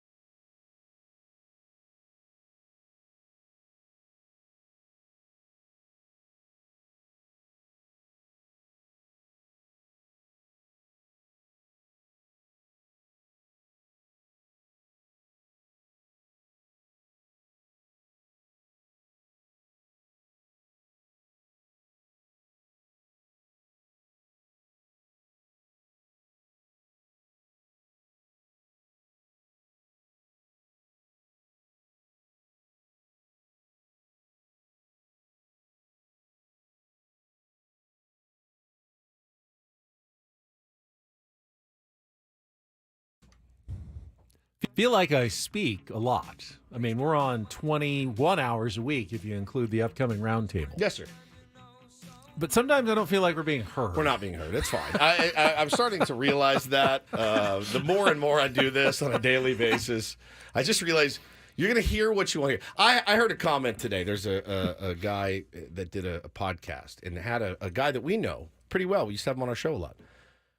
And this my boss, it was Craig Meddy. I love Craig Meddy, but he was on this podcast and he goes, no one from 97.3 The Fan ever bitches at the players. But, I mean, I don't know. I don't listen to 97.3 The Fan anymore. And I'm like, Cash Meddy's my boy. I wanted to text him and go, Cash, you just said, he said, I don't listen to 97.3 The Fan anymore, but none of those guys ever rip the players. Well, how do you know we don't rip the players if you don't listen to 97.3 The Fan anymore? Because I spent my morning yesterday screaming at the players. I spent my morning this morning screaming at the players. I literally only blame the players. It's literally only their fault. It is only their fault. Period. The end. It's the only 26 people that can change the narrative of the San Diego Padres it's not Mike Schilt, it's not AJ Preller. It's Both the of those players. guys will have 0 at-bats and 0 innings pitched. Correct. For the Padres this year. There are 26 guys that can completely flip the narrative of this team, and they all are going to be on the bench tonight and back at Petco Park. The GM puts together the roster, sure, and the manager can make some decisions that impact the team on the margins. Ultimately, though, I agree with you. Do you know how many good... Even if it's a controversial decision. 100%. It's still on the player. Do you know how many teams have overcome poor management or poor GMing? A lot. A lot have. Here's why I agree with you, especially. AJ Preller, for his strengths and weaknesses, has put together players that we know can do spectacular things. Correct. Because they've done it in their career. Correct. Tatis has hit 40-plus home runs. Manny has been an MVP runner-up for this San Diego Padres team. Xander Bogaerts has been an outstanding player. He didn't project. He didn't hope like, hey, if I sign this guy, no one's ever heard of, and I think he can hit 35 home runs. And then you're wrong. You go, all right, well, you just don't have an eye for it. All these guys have done it before. So the fact that they're not doing it now is on them, right? That it's on them. They're not performing up to their capabilities. Yeah. And they're cursed with capabilities that we know exist. Manny's been hurt. I will definitely give some at least time and patience to see if Manny can get healthy. Tatis seems pretty healthy. Not quite the player he's been, but I know there's more in there. Getting better. Yep. I know that there's more in there, and those capabilities are why I feel like it's on the players. If you're not playing up to your capabilities, it's not the GM's fault. It's not the coach's fault. You're listen, a professional player. If you're a football team and you have an elite pocket passing quarterback and really quick wide receivers with great hands on the outside, and you run the ball 100 times a game and grind out 6-3 victories or 6-3 losses, that's not on the players. They're not calling the plays, correct? You guys all agree? There's an offensive coordinator or a head coach or whatever that puts the offense together. Football, you're calling the plays, right? You can put together the best game plan in basketball, but if the shot's not falling, the shot's not falling, right? But in baseball, man, you put out your best possible lineup with the tools that you've been given, and then it's on those guys to execute. It's one of the things I've loved the most about this game. Golf is also very similar. Golf, it is not your swing coach's fault. It is not the gallery's fault. It's not your sponsor's fault. It's your fault. If you didn't win that tournament or play well, there is nobody else to blame. And if I'm on the mound and I'm getting crushed, that's my fault. Dylan Cease pitched well last night, but his location, they talked about on the broadcast, his location was off. Velo was great. Velo was good. Slider was biting. Location was off a tick. Different ball game altogether. That's on Dylan Cease. It's not on Ruben Niebla. It's not on the Padres fans. It's certainly not on the media. It's always going to be player dependent. Always. They're the ones that get paid to do it. You want to start giving me the blame? Start giving me a quarter of your salary. All these guys. So give me a break. I'm going to read this comment, and then I'm going to say one thing, and I'm going to say it for the last time, and I'm not going to say it again. Michael in the chat writes, Ben, Woods, and Paul are in absolute denial. The Padres are a cursed baseball team, period. Year after year after year, we're talking about the same old thing. We're not in denial. we all said this is 500 team. Around a 500 team that if they exceed expectations slightly, will have a chance to make the playoffs. Correct. Right now, they are one game under 500. We're actually very much living in reality of what the San Diego Padres are and what we expected them to be. Please do not try to tell us that we sold you some amazing team that you're disappointed in. Now, if you want us to own it from last year, I will. I wear it. Here, pelt me with this. Throw this at me as hard as you can. We were wrong. Back. Last year, we expected the team to be quite good. Take the egg, smash it all over my face. Perhaps even a World Series contender or winner. 100%. That's on me. I oversold those. You were wrong. Those guys. I was wrong. I was wrong. Paul was maybe a little less wrong, but still wrong. Everyone else on this radio station was wrong. Everybody else at radio stations that compete with us were wrong. All the TV anchors in town were wrong. The writers in town were wrong. Guess what? The national media that has nothing to do with the San Diego Padres that said last year's team looks like a juggernaut. They were all wrong too. So yes, we are in a big, large boat, a giant Titanic-sized boat of people who were wrong about last year's Padres. And we will own that. But we're not telling you that this is a great team. Never did. Nothing has changed our opinion. They played some decent baseball at stretches this year. Some damn good they played baseball, some bad some fun baseball. Yeah. Right now they look like around a 500 team. Yep. Could they be a little bit better? The National League's not as good as I thought. And it's really not. That gives them a chance to maybe make the playoffs. Is it possible that if you make the playoffs, you can go on an amazing run? Yeah, because we've seen that happen a number of times. The Diamondbacks weren't an amazing team last year. Got to the World Series. Is that possible? Yes. Is it also possible the Padres will flounder and finish 5 games, 6 games under 500? Yeah. Yes. Oh, that's very much in the realm of possibility here. And anyone who tells you otherwise, they're wearing some rose-colored glasses. Yeah. But if they're also telling you there's no way this Padres team could possibly finish with 86 wins and make the playoffs, then you're not watching the sport. Of course this team can do that. They could do that. They could also miss the playoffs. Depends on how the players play on the field from this point forward. Play. I mean, that's it. The only guy that can change those narratives, they all wear a uniform, honestly. I'm not in denial. I promise you. Check traffic, and then we'll wrap things up here on 97.3 The Fan. What a fun show. From the 97.3 The Fan Traffic Center, here's Vicki Pepper. This report brought to you by Liberty Mutual. 15 south at Loma Santa Fe, a crash clear to the shoulder. There's still some looky-loo traffic there. I'm Vicki Pepper with Ben & Woods on San Diego's #1 sports station, 97.3 The Fan. Hi, we're Comparing Insurance Agency. Never heard of us? We know. But to help it stick that our local agents are insurance experts, we're going to say local agent 3 times in the next 5 seconds. Local agent, local agent, local agent. Find us at comparinginsurance.com. Padres open a 4-game series tonight at 6:40 against the Arizona Diamondbacks. Sammy Levitt will have your Eco Water SoCal Padres pregame show at 5:40 today. Randy Vasquez will make the start for the Padres. And if you're going, Randy Vasquez, Padres could be in trouble. He is the last pitcher to actually pitch a win for the San Diego Padres on Saturday against the Kansas City Royals. Slade Ciccone will be the starting pitcher for the Arizona Diamondbacks. Padres did face him, if I remember correctly, earlier in this season.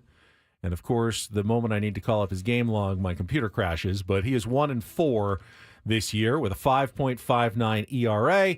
And I'm pretty sure the Padres beat him when they faced him. But things are going very slowly right now on my computer. Oh, that's because the battery's dying. Because I accidentally knocked out the plug, apparently. There we go. Yes, they beat him 7-1 on May 3rd. So a little over a month ago. Scored 6 runs off of him in 4 1/3 innings. So, pitcher they've had success against. They will be facing tonight at Petco Park in the first of 4 against the Arizona Diamondbacks. Yeah, analysis means nothing. So with this team, absolutely nothing. Go out, try to. The way this team's constructed, they're going to need to score more runs than their opponent to win a ball game, as the great John Smoltz once told me. You are correct in your analysis. Yes. Yeah, you're not going to win many games when you're scoring 1 and 2 and or 1. Fewer than your opponent. Yeah. Those are tough. Scoring fewer runs than your opponent, those games are tough to win. Correct. Right? Yes. Most obvious statement of all time. But now, so here we go. Got to get it going. Got to get it going against the D-backs ASAP. But just can't predict. There's no prediction to this team. They could come out and look phenomenal. They could come out and look sloppy. Hope that they don't. We really needed that narrative of them playing great on the road to hold up. It didn't. So now we need to flip the narrative of playing poorly at home and go out there and win a ball game against narratives the get flipped all the time in a baseball season. They really do, man. That's exactly it. That's a very common thing that happens in a baseball season. Yep. You know, you hope that the bad narratives are the ones that get flipped, not the good ones. Correct. But it can happen either way. So we just saw a good narrative get flipped on the Padres when they did poorly on the road. Maybe they can flip one of the bad narratives. Manny went deep in that game. That wasn't off of Ciccone, but Tatis hit a home run off Ciccone, and Cronenworth hit a home run off of Ciccone in that game on May 3rd. So maybe an example of success in the past will propel the Padres to some success in the future tonight against the Arizona Diamondbacks. How's the rest of your day look? Well, I've got a roundtable host for an hour. 9 minutes. And then I'll be with you. I've got work. I've got Tom Penn, the CEO of the San Diego FC, coming in to talk about the Chucky Lozano signing tonight at Channel 10. So I'll do that interview during the NBA Finals game, which will air on ABC 10 tonight. So I don't have an early show. We'll be on after the game at like 7:30, 8 o'clock. Celts Mavs. Celts Mavs, game one. Yeah, we didn't even talk about the Celts first game. Celts going to be pretty heavily favored? They are like plus 220 or minus 225, I think, and the Mavs are like plus 180, although more money is coming in on the Mavs. The underdogs are getting a lot of the money. I think there's some skepticism around the Celtics that they're not sure. They haven't played anybody really in the playoffs healthy. A lot of just in kind of an easy road, and the Mavericks have been more tested, but ultimately Boston was the best team throughout the year, and they should win this series, but Doncic is probably the best player in the series, so we'll see how that plays out. Should be fun. I'll watch some. Yeah, there's no reason not to. Parents get in today from Texas with my brother and my nephews. Are they Mavs fans now that they live there? My dad, yeah, goes to some games. He's more of a Stars guy. He loves the Stars. They missed out on the finals. Out on the finals. So they get in. So I'll do this roundtable, marriage counseling, and then my parents come. Sounds like a great day. It's going to be super fun and stress-free, and a lot of me. Well, you got more of Woods coming up next. He's got his 97.3 The Fan polo shirt on, which can mean only one thing. It's roundtable time. It is a roundtable Thursday. The rest of the crew is gathering over in our pizza right now. Sound space. Yeah, stuffing their face with pizza. We get like 4 minutes, like 3.5 minutes to eat a slice. And set up, and then return for the commercial-free hour. I hope you and Tony Gwynn Jr. go at it today. I'm ready to go. Yes, I like that. I hope Tony kicks your ass. If these guys lose tonight, we're replaying the roundtable at 6 a.m., just so you know. Just thought I'd throw that in there. Ooh. Good call. All right, Paul, you enjoy the rest of your day. Woodsy, I'll see you in a couple of minutes. Everyone, stick around. Our commercial-free roundtable is coming up next on 97.3 The Fan. And then we'll talk to you again tomorrow morning at 6 a.m. right here on San Diego's #1 sports station, 97.3 The Fan. So long, everybody.